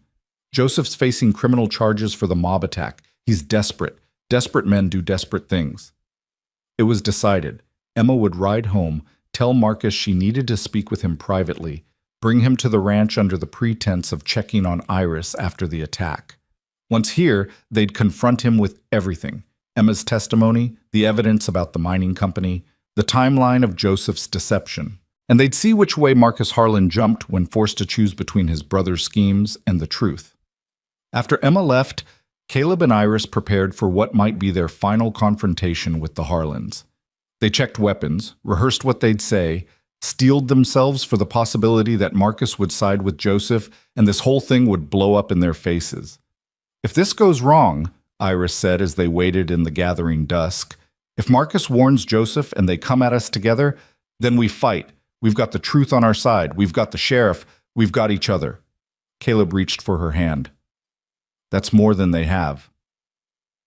2 hours after Emma left, they heard horses approaching. 2 riders this time. Caleb positioned himself near the door, hand on his revolver. Iris stood by the table, straight-backed and ready. The knock, when it came, was tentative. Iris? It's Marcus. Emma said you wanted to talk to me. Caleb opened the door. Marcus Harlan stood there, looking confused and worried, with Emma behind him. He was a softer version of Joseph. Same build, same features, but with uncertainty where Joseph had arrogance. Come in, Caleb said. Both of you. They entered, and Marcus's eyes went immediately to Iris. Emma said you had information about Thomas's death. Something I needed to hear. Sit down, Marcus, Iris said quietly. This is going to be difficult. For the next half hour, they laid it all out. Emma told her story first, haltingly but completely. She described seeing Joseph at the barn, hearing the argument, witnessing Joseph's threat. Marcus's face went from confused to shocked to devastated as his wife spoke.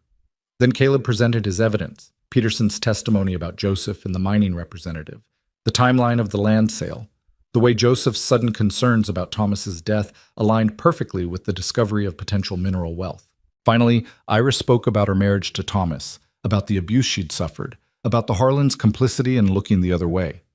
She told Marcus things she'd never told anyone, details that made him flinch and Emma cry. When they finished, Marcus sat in silence for a long time. His face was gray, his hands shaking. "Joseph was there," he finally said, his voice hollow. "He was there when Thomas died, and he never said anything. All this time, while we were mourning, while we were planning the funeral, while we were—" He stopped, unable to continue. "He might have killed Thomas," Emma said gently, putting her hand on her husband's arm. "Or he might have just witnessed it and kept quiet. But either way, he lied. And now he's trying to blame Iris to cover up his own involvement and steal land that belongs to her." "Why?" Marcus asked, looking at Iris with genuine pain in his eyes. "Why would my brother do this?" "Because Joseph cares about two things," Iris said. Iris Sheehan. "Power and money. Thomas's land represents both. And I was convenient, easy to blame, easy to push aside. He probably thought I'd just disappear quietly, grateful to be free of the family. He didn't count on Caleb or on you and Emma having consciences." Marcus stood abruptly and walked to the window, staring out at nothing. "What do you need from me?" "The deed," Caleb said. "The original deed to Thomas's land that Joseph has in his safe. We need it to prove that Iris is the rightful owner, that the sale to me was legal, that Joseph has no claim to it. If I take that deed, Joseph will know. He'll know I betrayed him." "He's already betrayed you," Emma said fiercely. "He's been lying to you for a year, using you, making you complicit in his schemes while keeping you in the dark about what he really did." Marcus turned to face them, and his expression was tortured.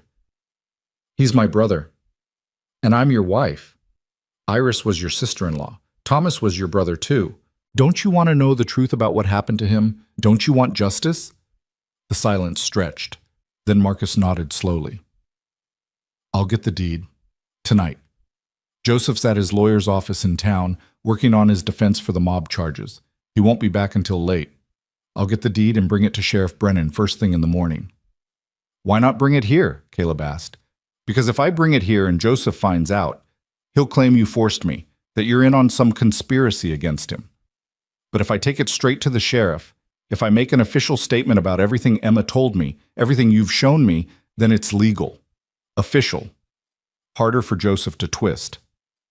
It made sense. Caleb nodded. "All right. But Marcus, if you change your mind, if you warn Joseph—" "I won't." Marcus looked at Emma, and something passed between them. "I won't.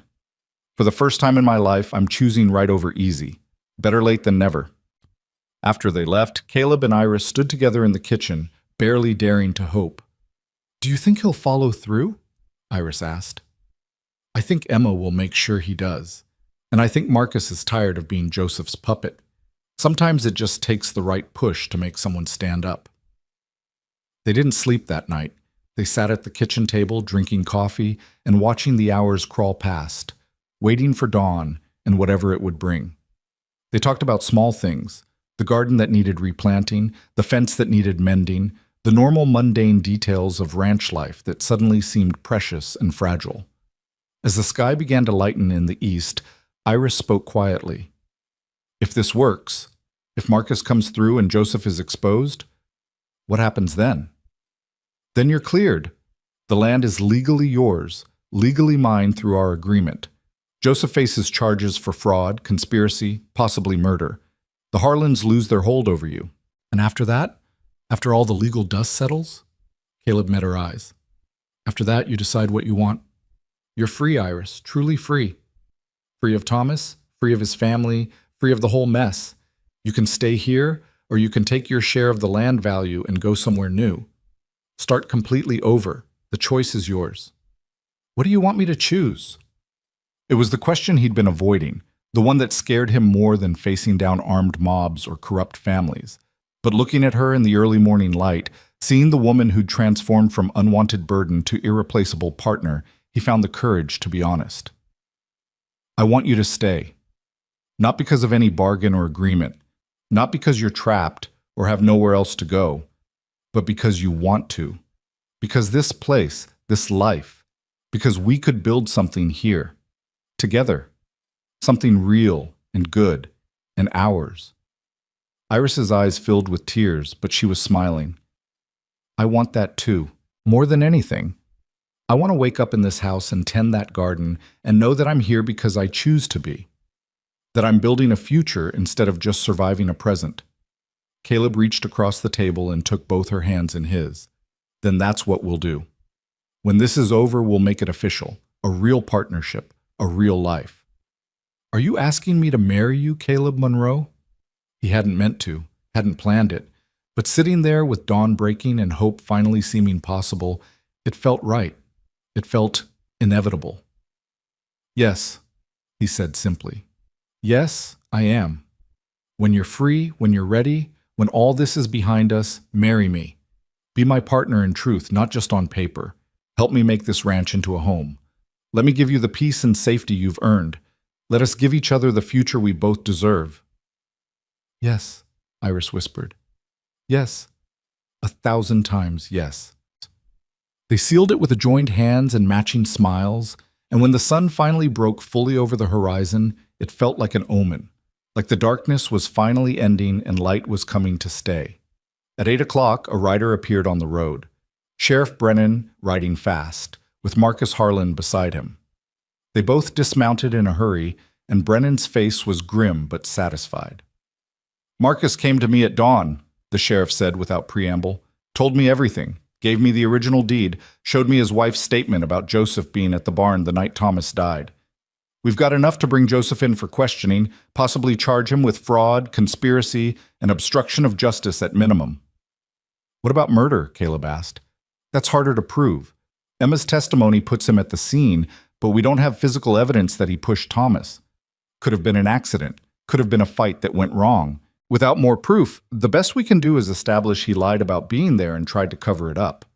That's enough, Iris said. That's enough to clear my name and stop his scheme. More than enough, Brennan agreed. Mrs. Dalton, based on everything we've learned, I'm officially closing the investigation into your involvement in Thomas Harlan's death. There's no evidence of wrongdoing on your part. You're cleared. The relief was so intense, Iris swayed on her feet. Caleb steadied her, his arm around her waist, and felt her lean into him. What happens now? She asked. Now I go arrest Joseph Harlan. Marcus has agreed to testify against his brother. Emma, too. Combined with the deed fraud, the mining company connection, and the mob attack, Joseph's looking at serious prison time. He won't go quietly, Marcus said, speaking for the first time. He looked haggard, like he'd aged 10 years overnight. Joseph doesn't lose gracefully.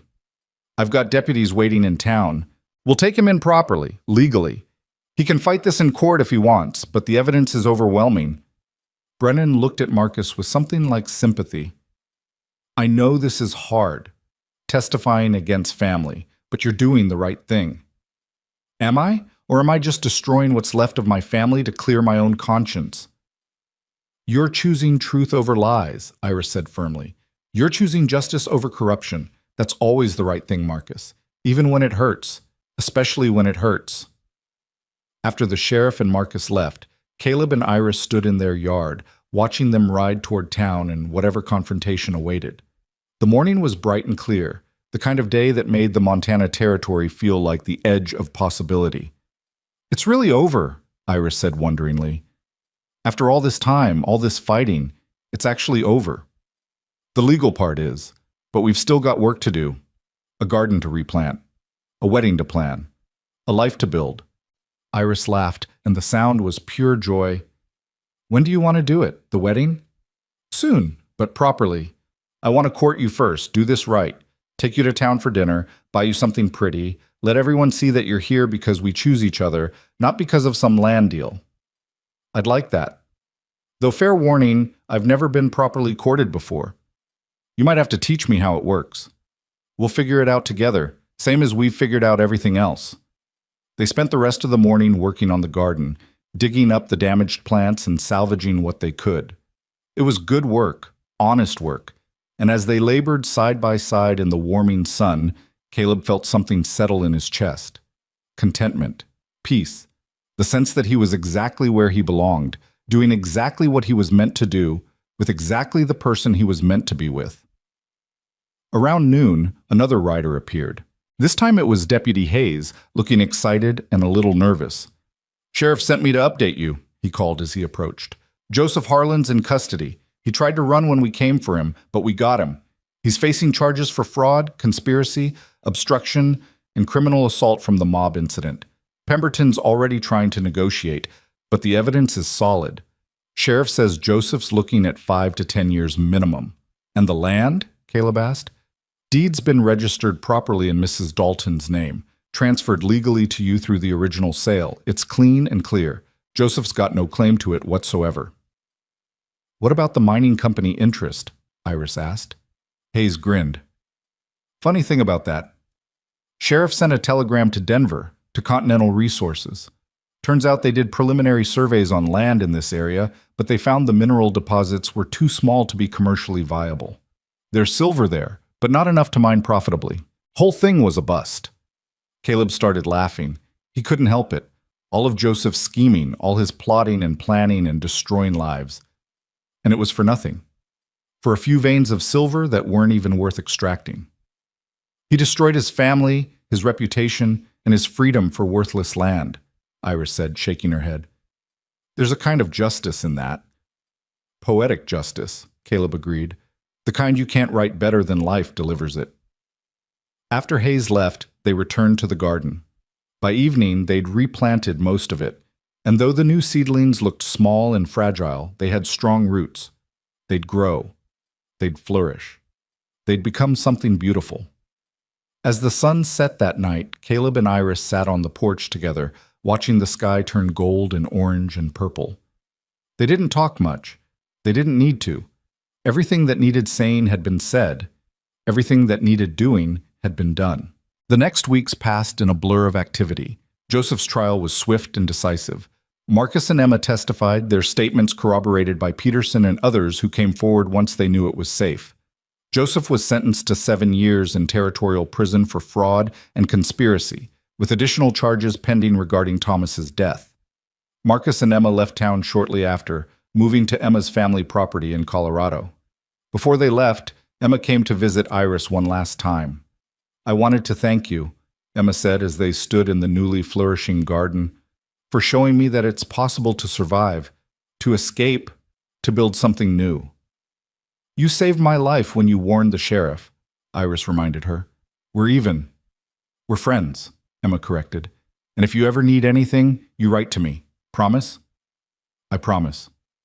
6 weeks after Joseph's arrest, on a warm Saturday afternoon in late summer, Caleb and Iris were married in the small church in town.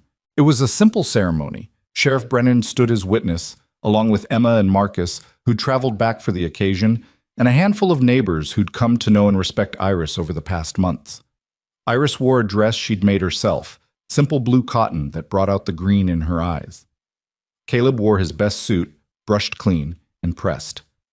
They spoke their vows quietly, firmly, looking at each other with the kind of certainty that comes from having been tested and emerged stronger. When the minister pronounced them husband and wife, when Caleb kissed his bride in front of witnesses and law, Iris felt something she'd never experienced before. Complete, unfettered freedom. The freedom to choose her own life. The freedom to love and be loved without fear. The freedom to plant gardens and watch them grow, knowing she'd be there to harvest them. That evening, at the small celebration dinner held in the church hall, Sheriff Brennan raised his glass in a toast. "To Caleb and Iris Monroe," he said. "Two people who turned a bad bargain into something beautiful, who faced down corruption and violence with truth and courage, who proved that sometimes the things that look like punishment are actually blessings in disguise. May your marriage be blessed with the same strength and determination you showed in fighting for it." "Hear, hear," the gathered friends echoed. Caleb looked at his wife. His wife, and marveled at the journey that had brought them here. She'd arrived as unwanted cargo, a burden he'd accepted reluctantly for the sake of land. She'd become the treasure he'd been searching for without knowing it, the partner who matched his strength with her own, the woman who'd transformed his house into a home and his solitary existence into a shared life. "What are you thinking?" Iris asked, reading the expression on his face. "I'm thinking that the Harlans meant to punish us both. They meant to saddle me with an inconvenient widow and exile you to the middle of nowhere. They thought they were being clever. And instead they gave us each other. They gave us a chance we never would have had otherwise. They tried to destroy you, and instead they set you free. They tried to trap me, and instead they gave me everything I didn't know I needed." Iris smiled and leaned against his shoulder.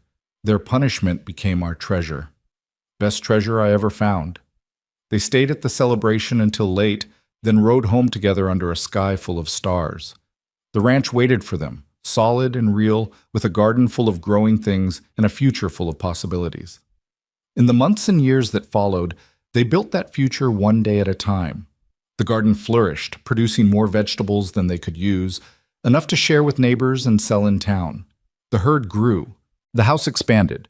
First a new room, then a whole addition, preparing for a family they both hoped for.